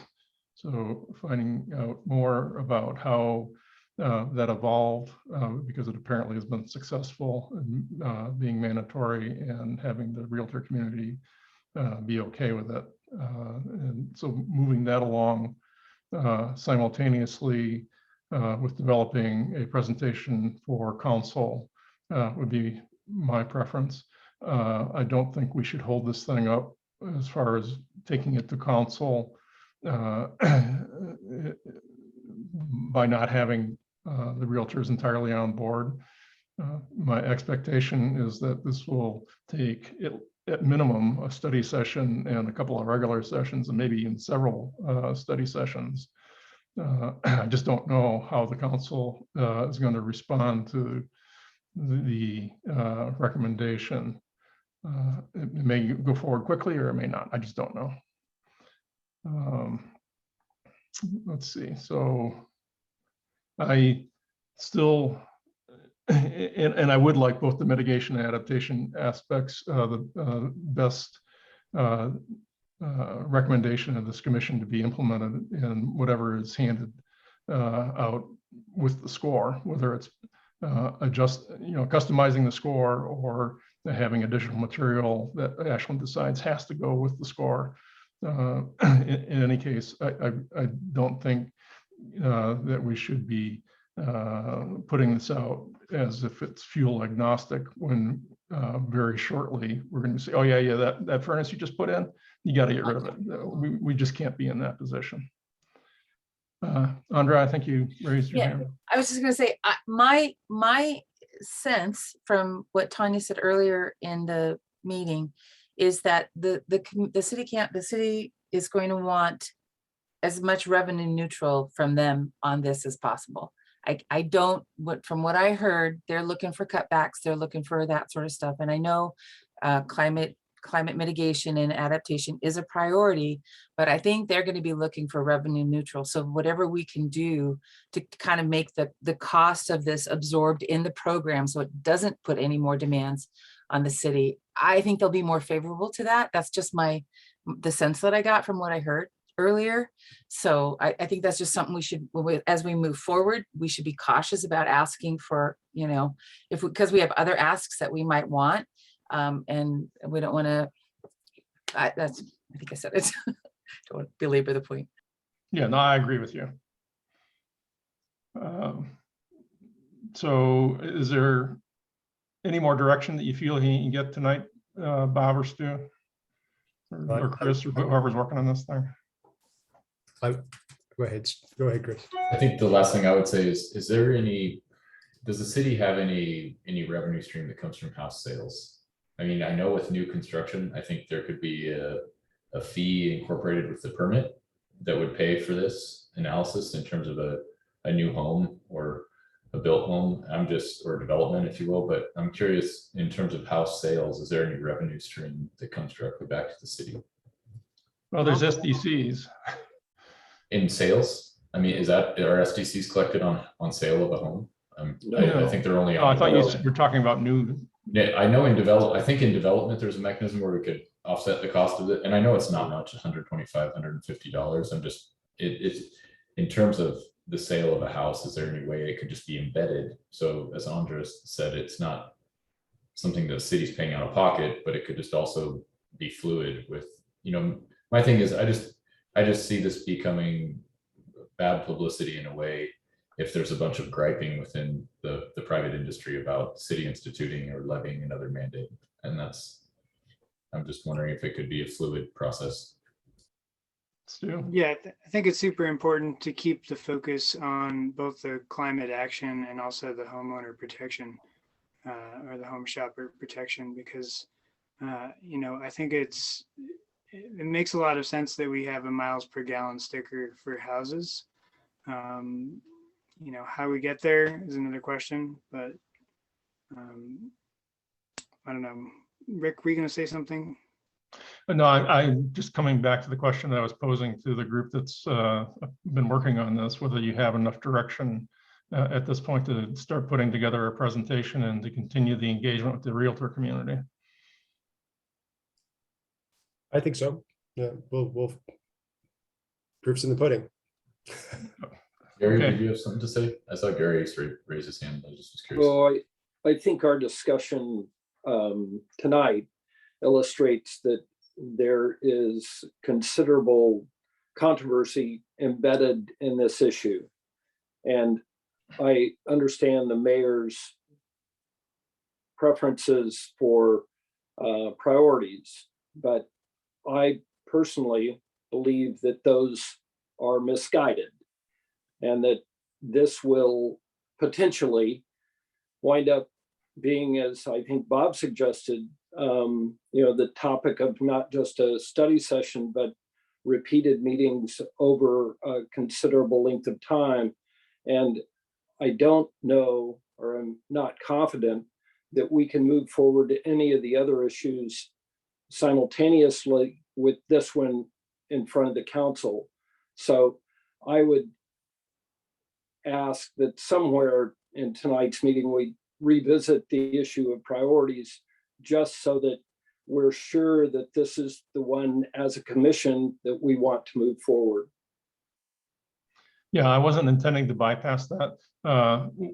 Last month, the decision was made to basically move forward all four of these simultaneously. And although I did present a priority list to put this one at the top, I wasn't intending to bypass the agenda item where we had that discussion. It may be that we'll have to push it off until December because I don't know that we'll be able to get through the other three of them tonight. But before we actually make the request of council for a specific study session on a specific topic, we need to have that discussion. Great. Okay.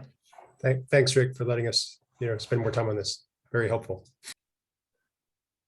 Okay, so my understanding is that the folks that have been working on this are going to have another revision, presumably, of the document and a first cut at a council presentation for hopefully for the December meeting. Is that a fair assumption?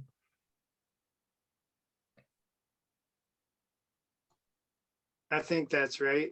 It's only 3 weeks away, so we'll see how much we get done. Well, and there's Thanksgiving and there's the week, so. And Yeah. well, and I think actually part of the presentation to council was what we saw tonight from Roger and Anthony. There was a super helpful. Yeah, no, I'm assuming that we'll rip off a lot of those slides and just make them specific to Ashland.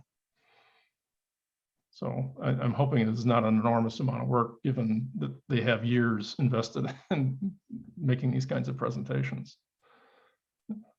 So, okay, so unless I see another hand go up about this topic, I want to move on. It's 5:40 now. What I'd actually like to do is to just jump to the new business item, because I don't actually know how long that's going to take. And it has to get done tonight, given other schedules. So if there's no objection, I'm going to bring that forward, and then we'll use the remainder of the time to come back to the other policy proposals that are in front of us. So Gary, since you're here, do you want to lead the discussion on Sure. the rulemaking? Sure. As you've read as part of the packet, there's an opportunity for us as a commission and the city council as a governing body to influence rulemaking at the state level that would ultimately direct all metropolitan communities throughout the state to do certain things. And the certain thing that I'm hoping the commission as well as the council will settle on as being one among many important priorities is to ensure that bicycle facilities built on major roads, that's formerly called arterials and collectors, are protected or separated in order to ensure that anyone in our community, independent of age or ability, would be able to bicycle along those facilities with confidence, security, and convenience, and thereby ensure that bicycling and other forms of wheeled transportation other than trucks and cars become viable options for our community. The real payoff for us as a climate policy commission is that if 50% of our community, in fact, adopts those modes, those wheeled modes of transportation for some of their trips, we can see emission reductions from the transportation sector decline by somewhere between 20 to 40% between now and 2050. Clearly, without those facilities and a continuation of what we have today, we aren't going to see that mode shift. And if, again, we can see a substantial change in mode from motor vehicle travel for some of our local short trips to bicycle or scooter or e-bike transportation, that coupled with electrification will get us close to net zero by 2050. So it's the combined initiative of changing mode and electrification that is central to our success. Long and the short of it, the letter that was included in your packet is addressed to the two regional representatives of the Land Conservation and Development and the Oregon Department of Transportation as a way to hopefully influence state level policy. Are there questions on the content of either the cover memo or the letter? Yeah, Gary, I have a question. Yeah, Ray. You have some strikeout. I assume, was that the main focus that you had here in replacement, some of the language having to do with bicycle lanes, or is there other things that you included?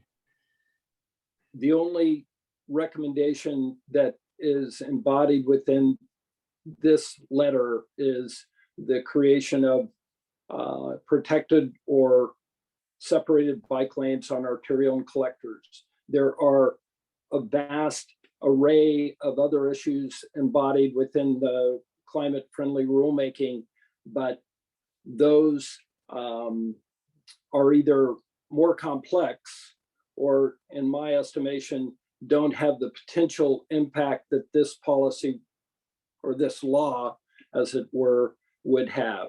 So I've really just synthesized and considered all those things and come up with this one as being the most important.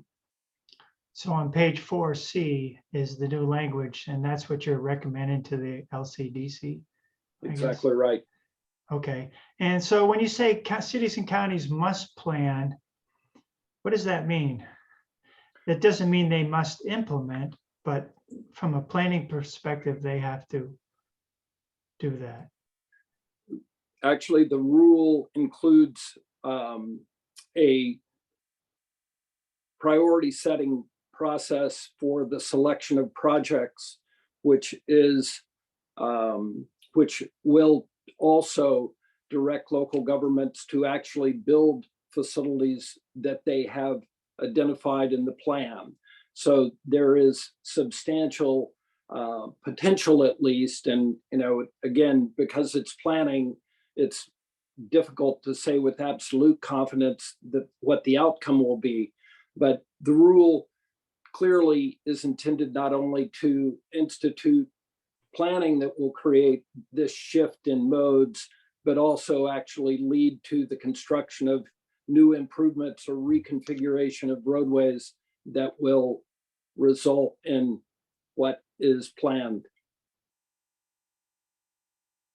So I think it really is both. It's just that if we're building a transportation system for bicycles, we want to ensure that it actually works. It's akin to if we were building a roadway network right now and we built all the road or the travel lanes at 8 feet wide, it wouldn't work very well for automobiles. But what's wound up is that we largely in Oregon have 11 and 12 foot wide lanes, and that works very well for automobiles. What we have in Oregon as well is bike lanes on most, if not many, of the arterial and collectors, and they don't work for bicyclists other than the strong and the fearless. That is the people who ride, for recreation or wear Lycra, travel to nowhere, but enjoy themselves in the process. In any event, in my estimation, we need an explicit standard for the quality of those bicycle infrastructures in order to ensure that it becomes a viable choice for people of the city of Ashland and elsewhere to ride a bike. So I assume then by council endorsing this letter to forward it, they agree that future bike lanes should be planned that way in Ashland.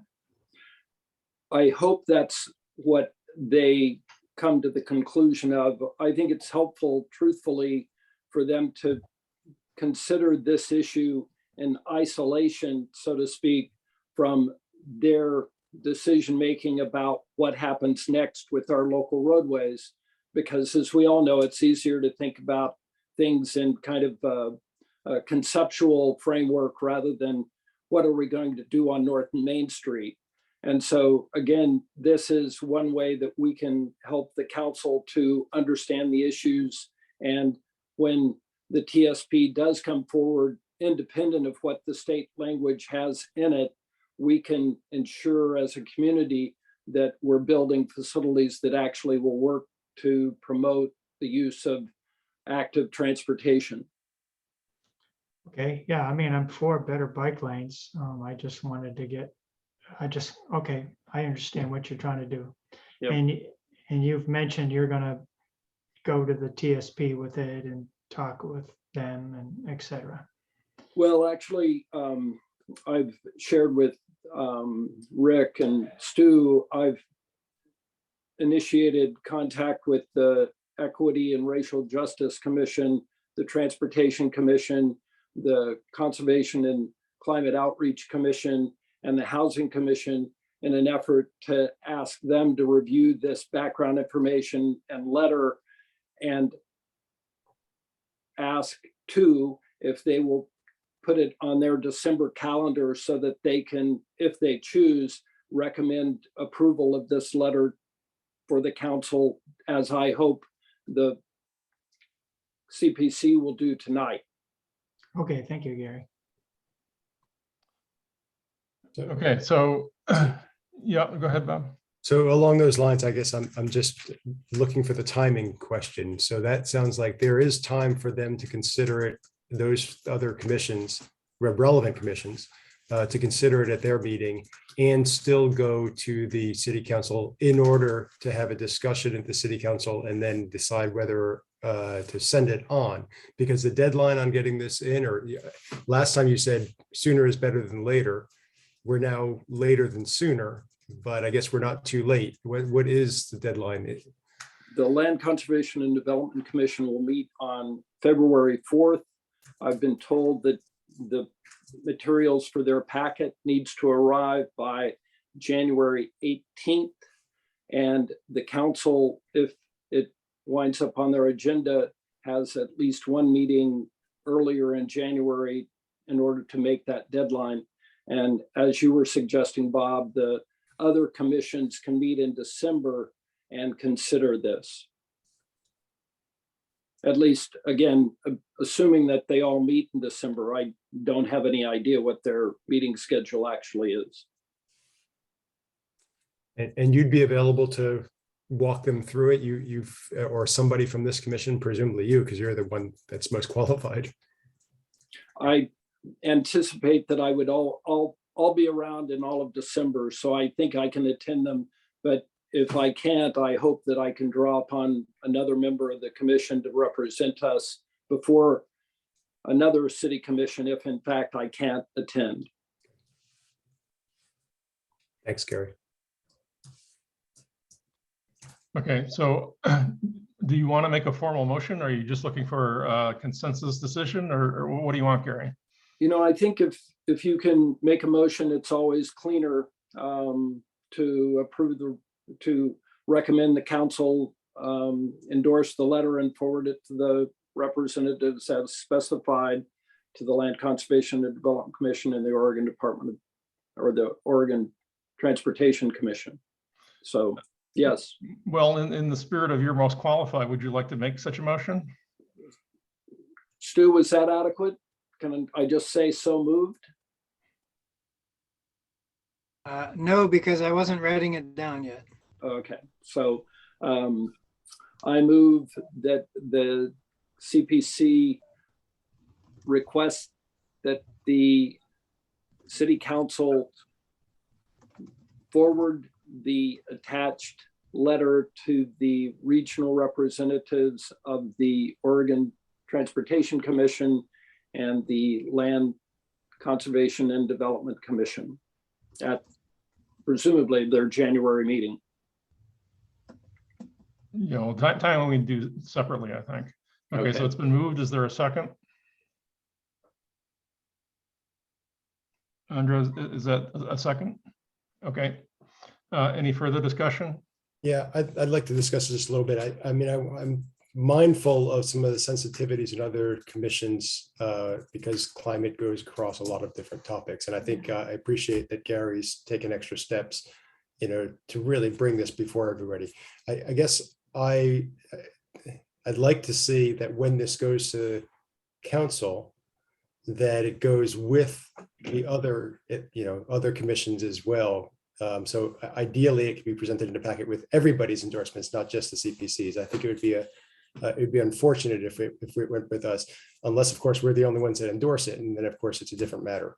But if others do endorse it, I'd like to see it presented, you know, just physically or electronically, however it goes, as a joint endorsement rather than just a separate endorsement. So I don't think it's a modification. I think it's just an understanding. Okay, so the motion that's on the table right now doesn't include all that, although I agree that would be optimal. And if it were only CPC that had approved this motion, I think it's still worthwhile for it to go forward. So what I'd like to do is to confine the discussion to the current motion, and then we can get into the other ways we want to move forward afterwards. So is there any further discussion on the current motion?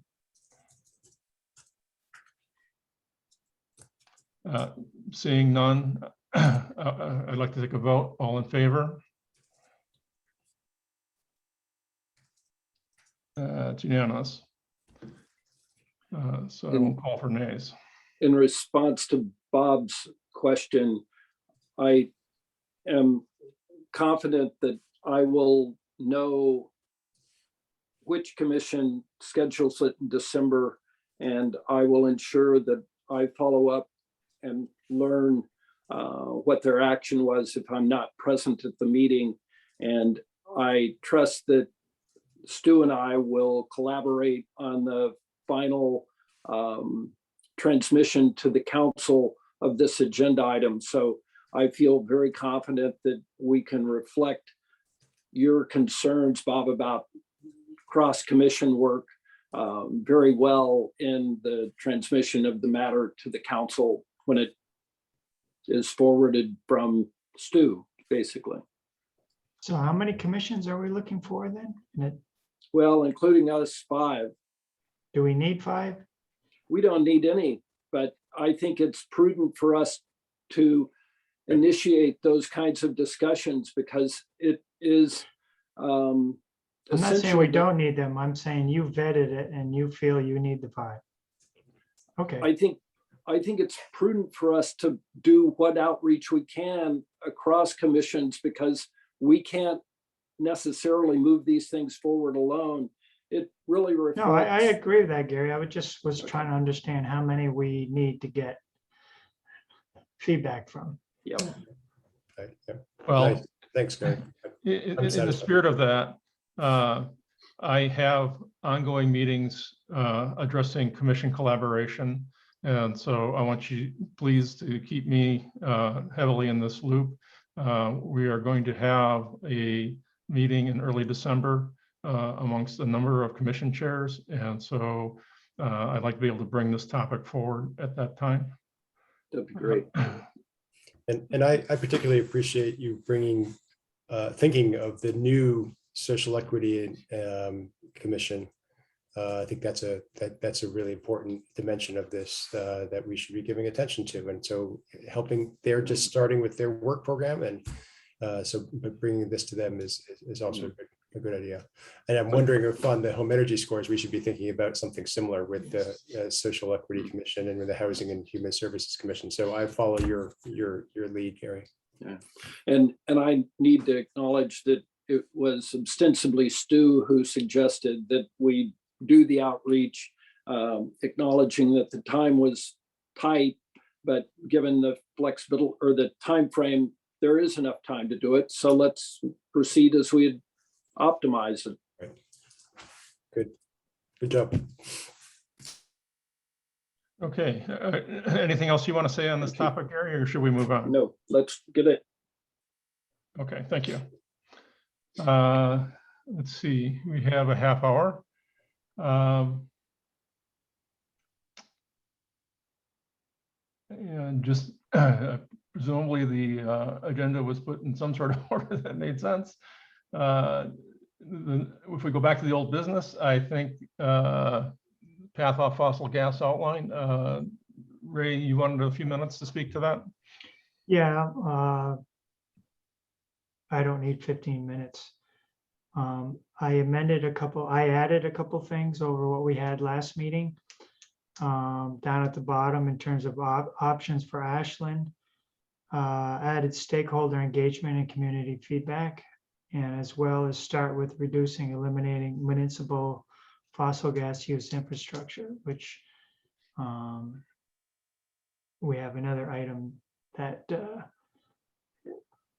will speak to that.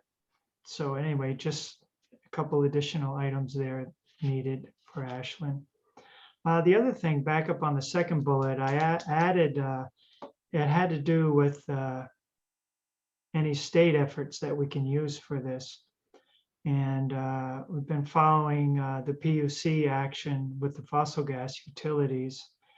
And the PUC asked the fossil gas utilities to come back with a model of the impact of the climate protection plan. And in some ways, it was a little disappointing, I guess in most ways, because all 3 of the Oregon utilities came back with pretty much a business as usual future, even though they're going to have to reduce their emissions.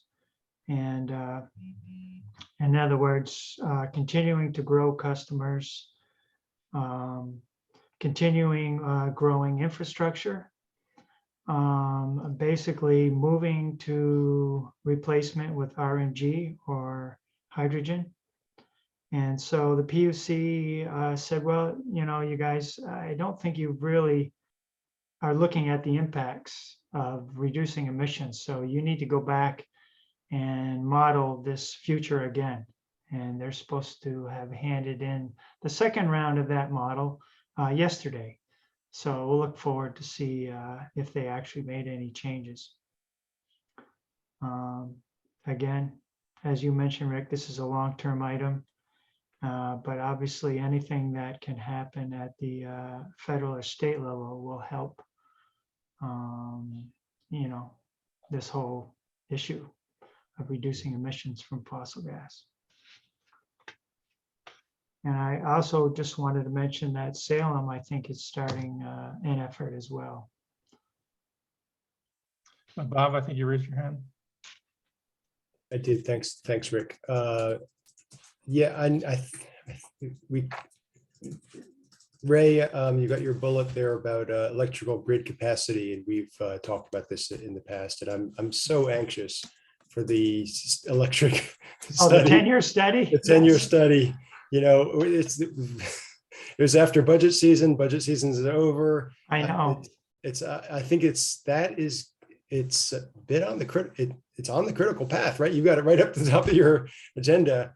We're going full steam trying to electrify. And Well, I think, Stu, you have some insight into this, don't you? yeah. Okay, Stu. Hopefully you're going to tell us some good news. No. So the electric utility is engaged in some wildfire assessments that are required by the state. My understanding is once they're done with that, then we can talk more about the 10-year plan. But the good news is that the wildfire assessment will plug into that plan nicely, or so I understand. Do you have any idea when that might wrap up? I don't. We're super short staffed right now, and we're talking about cutting services, so I'm not going to venture a guess. Sure. Gary? Ray, one of the areas that you haven't included in your outline is the transit district's use of compressed natural gas and renewable natural gas. And if it's appropriate, it'd be nice to see that included. On the positive news side, I've heard through the grapevine that the transit district does have plans to buy electrical buses, the next capital improvement that they undertake, but at this juncture have plans of keeping their compressed natural gas or renewable natural gas buses as a way to kind of diversify their fuel supply. And it's just something we're going to have to continue to work on, I think, but there is some good news embodied in that. Yeah, Gary, I think this is more of a focus on buildings, since we know that's, but the second thing in Ashland is transportation, Right. Which again is more of a focus on the gasoline and oil use. You're right, we do have a small amount of RNG that's used for transportation of our trucks. And like you say, they'll hopefully will be switching over. So Right. It's just, from our scope, it feels like we need to be making sure that we're addressing that facet of natural gas or fossil gas use. And at this juncture. Well, I do have a bullet on RNG, so it kind Okay. of falls underneath Right. that. Okay. Yeah, Caitlin? Thank you. I'd like to comment on that. I really like this outline. I think it follows a really logical path, and I especially appreciate the inclusion of safety concerns for the distribution of natural gas and residential air quality. And, considering that it is at this point focused on buildings, I'm a little concerned that the consideration of renewable natural gas is even in there at all, knowing that the use of gas appliances has adverse health effects on people, and that, you know, ventilation is necessary but not sufficient to address these impacts, and that building electrification can eliminate these harms. And so from the perspective of just the health and safety of our citizens, you know, putting renewable natural gas into their homes isn't, you know, in our best interest. I agree with that, Caitlin. The reason it's in here is because that's one of the major future points the gas utilities are making. And so what this bullet is in here for is the level set. What is the real future for RNG? And I believe it's really for only select companies for use rather than residential. And in some ways, this outline is also meant as a education part of the study session. So. Well, I think that in October, Ray, you and I had committed to working together on this, and I obviously was unable to do that. I think the comments that we've just heard are well taken in an expansion of this thing, like having the is RNG or hydrogen bullet refer back to the safety issues, I think is a good thing to do, and having the bit of natural gas powered buses running through needs to find a home at some place.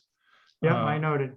And so I'd like to take those sorts of comments and any more that people have tonight. And I actually don't think I'm going to have time to work on this by December, but by January, I would hope to do so.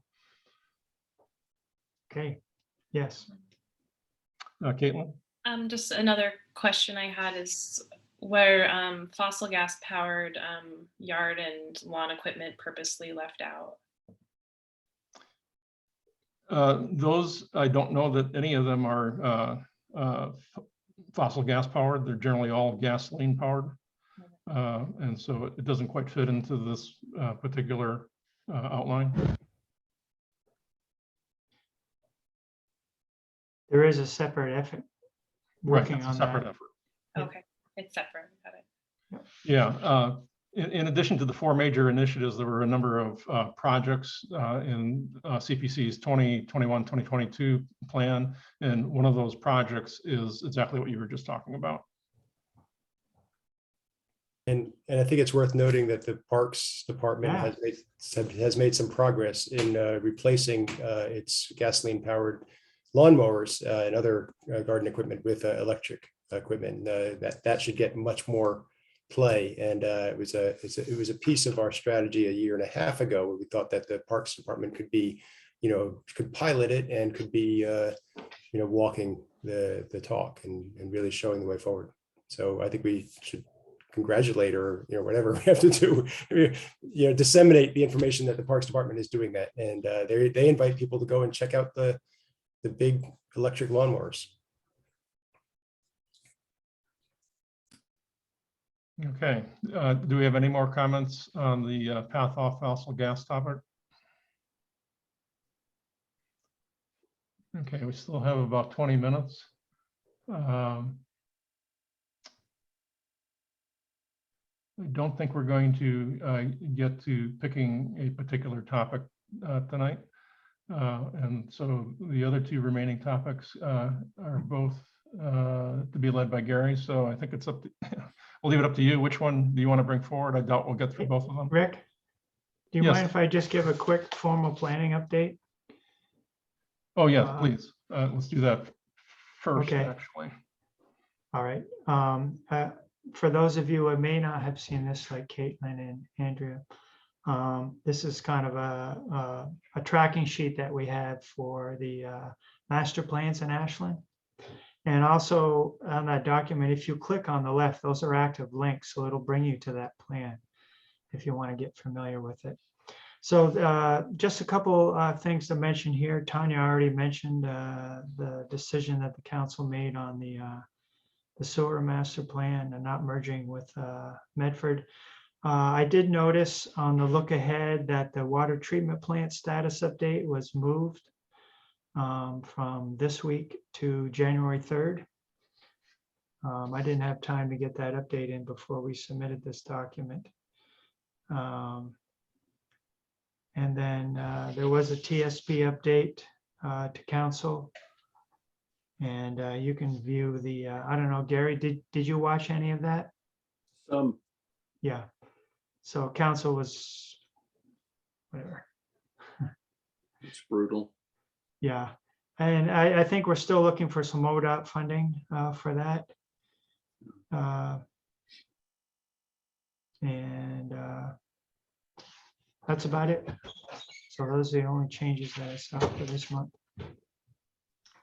Okay, if there are no questions, then we can move on to whichever one you want to pick, Gary.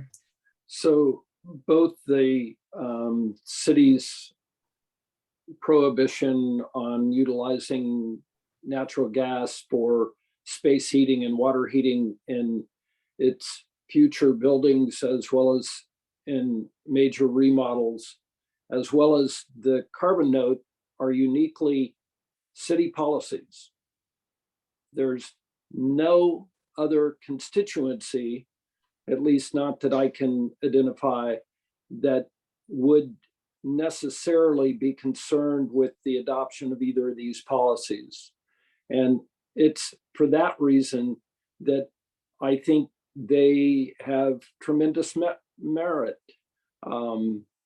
Clearly, most of the other things that are going to come up that need doing in order to reach the SEEP goals are going to entail some impact on homeowners, the transportation system, the natural gas company, you name it. There's some other constituency out there. And these uniquely, again, are at the discretion of the city council. Do they want to use natural gas in future buildings? There's several in the offings that could and may. There's the Pioneer Hall remodel that is currently underway, and I can't quite tell what impact or how that's going to be heated. Or and similarly, last year we had some concern about the heating for the Daniel Meyer pool. Those are things that if this prohibition were adopted by the council, wouldn't be heated with natural gas or fossil gas. Similarly, with the carbon note, that's basically a task that the council would place on staff to inform them of the implications on the city's carbon footprint of any policy, budgetary action that might be taken in the future. These are clearly things that we as a community have total control over, or more particularly the city council has control over. So whether it's the carbon note, which is actually the more complicated of the two because it would impose some responsibility on the staff to analyze the implications of a capital project or a new program, and also add to the city's standard format of council action item information, which accompanies any measure that is forwarded to the council for action. That's in contrast to the prohibition of future natural gas in city buildings, which is as simple as you get. It's either, yes, we're going to do this. That is basically ignore the SEEP and continue on as standard practice, or we're going to change the city's approach to its use of energy. And the prohibition of future building use of natural gas is so complementary to the path off natural gas, which I think we all agree is essential, that I believe that that is, at least of the two, the most important, because in part, that sends a powerful message to the community that no, fossil gas is not and shouldn't be an option for heating water and space heating for buildings. And it's our role in some ways as a city commission to educate the community that the action to prohibit future natural gas in city buildings is, I think, so important. But that's kind of the synopsis of both of them. If anyone has a question about either of them, I'd be happy to speak to that question. I think it's also important to know that the write-up that was prepared to accompany these issues was developed by Stu. Thank you, Stu, very, very much. It was very helpful and made it possible for us to talk about these.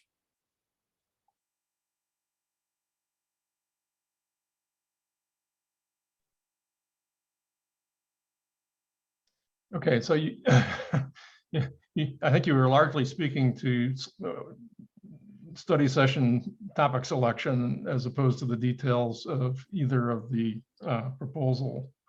I think the details or the items speak for themselves in terms of the details. They're so simple that I don't really have much more to say than what's written. Well, okay, that's fine. I have a question in the details though. In the carbon note, you refer to carbon, and I think that's too specific. We need to be talking about greenhouse gases generally.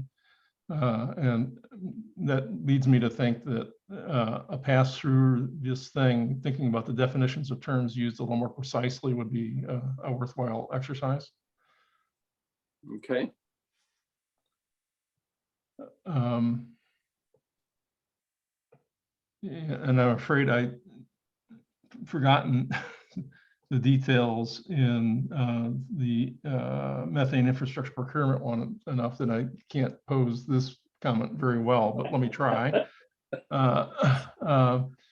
In prior discussions that at least you and I have had via email, you had a whole list of near-term capital projects that might want to use fossil gas. And so including those specific examples somewhere in there would make it an immediate thing for the council. You mean to list the pending projects? Yes. Okay.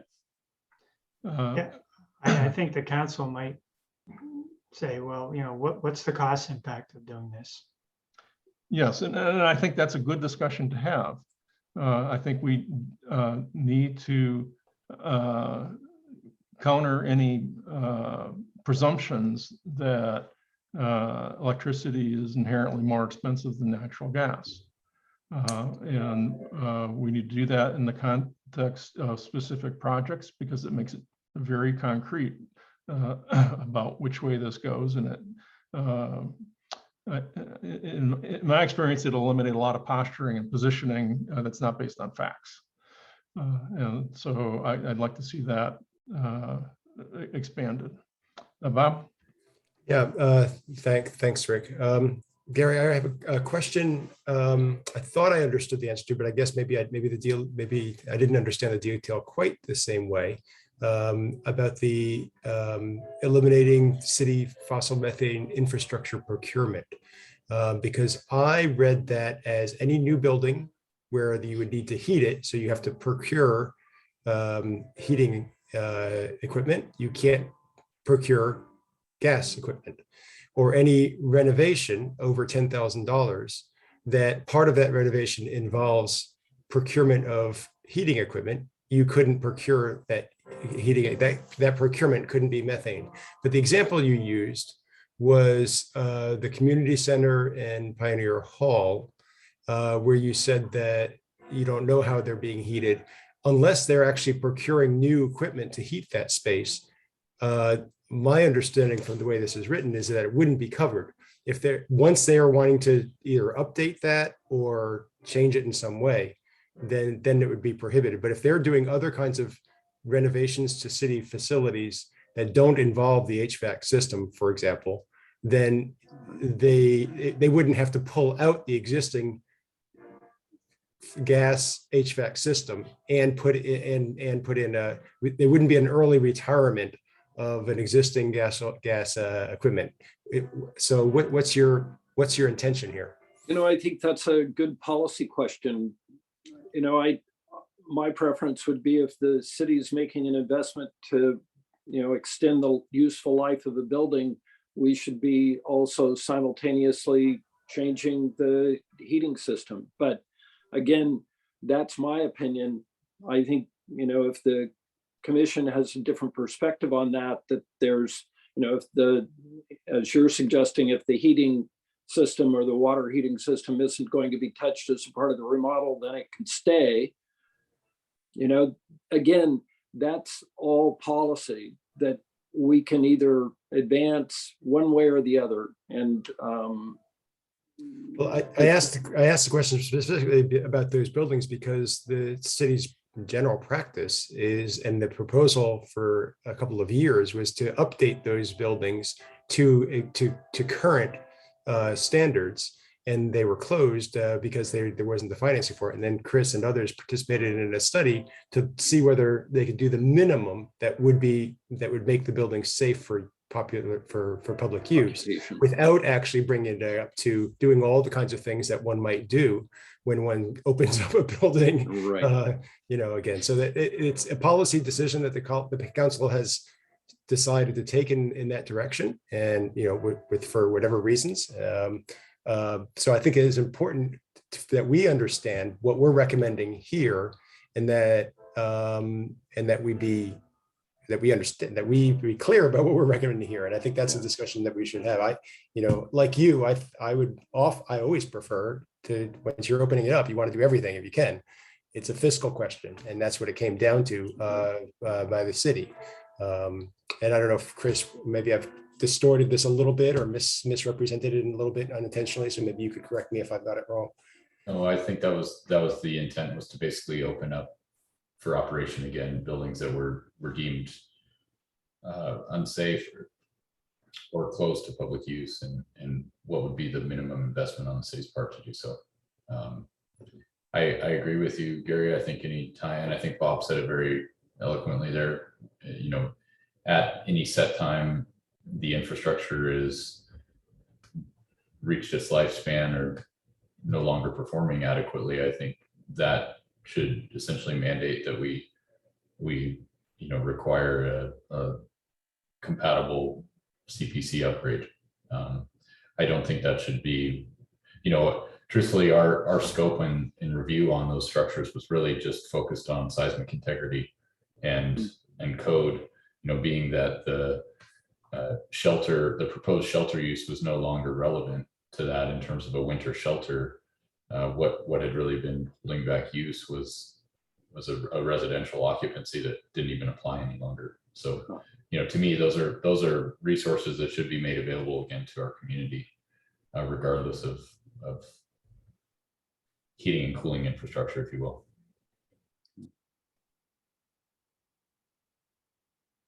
So to summarize, Chris, you would say that if we're remodeling a building, we should include the heating and water heating systems as a part of that upgrade appropriately. Okay. I don't, in that case, there was no need. We didn't even investigate the heating and cooling system of said buildings or the water heating or anything along those lines. It was solely focused on structural integrity as well. Yep. So I think he's actually saying the opposite to what you were suggesting would be your preference, Gary. Right? That as long as the scope of work of the renovation is not affecting procurement of the gas equipment, then it's not prohibited. They don't have to. Right. They don't have to proactively rip out that gas equipment and put something in. if it's not touched by the renovation. Yeah, okay, so we're now down to 5 minutes. My question for both of these is, my understanding is that, Gary, have you been working just with Stu on both of these? And if that is the case, does it make more sense to involve more people, perhaps if our new members are available or something like that? Actually, Bob and Ray, as I recall, helped out a little bit on the infrastructure one. Okay, so how's it going to go forward here? There's been some comments about the specifics of it, independent of the prioritization. Will there be an update to these, or the beginnings of a presentation, or how is this going to go forward? I guess, given the timeframes, we'll need to finalize the scope, basically, of particularly the remodel section, and work through some kind of presentation, if you will. The one comment about demonstrating the cost effectiveness or the cost of natural gas versus electricity is, at least to my perspective, a pretty significant undertaking. The fact that we don't have that kind of data, even for residential uses, makes undertaking that kind of analysis for a city building that we don't even know the size or function, somewhat problematic. I'm not sure how we could deal with that, or how I would deal with that if I were to do it. Stu, can you bail me out here? Can you ask the first part of your question again? Well, if we were trying to analyze the cost effectiveness of one heating source versus another in a city building, without knowledge about its use nor about its size, would that be something that is reasonably quantifiable? Probably not, because every municipal building is different, but there is actually some pretty good data now from the residential side of things. So we could probably make some inferences. Okay. Well, so getting to the prioritization thing, that's cost always comes to the counselor's mind immediately. And if we're unable to speak to that, then I think that makes these things not so straightforward, particularly the procurement one. The current waffle is that you can't use natural gas unless it's the only fiscally responsible action or something. I don't remember exactly what the administrative policy is, but it's something along those lines. And so it's not clear to me. Anyway, the whole prioritization discussion, I think, is going to be a little more complicated, and we're out of time. So we're going to have to pretty much leave it there. And my presumption is that all 4 of these items are going to come back in December, and the agenda time allocation will depend upon what's been done in a very short period of time, including a major holiday. I haven't actually sorted out the schedule yet, but I will quickly do that so that everybody knows when things have to be in, so that they can be posted a week ahead of time. So it is 6:30, so I'm not going to invite any more commentary. Thanks to the new members for being here. And we are adjourned. Bye, be well. Thank you. Everybody.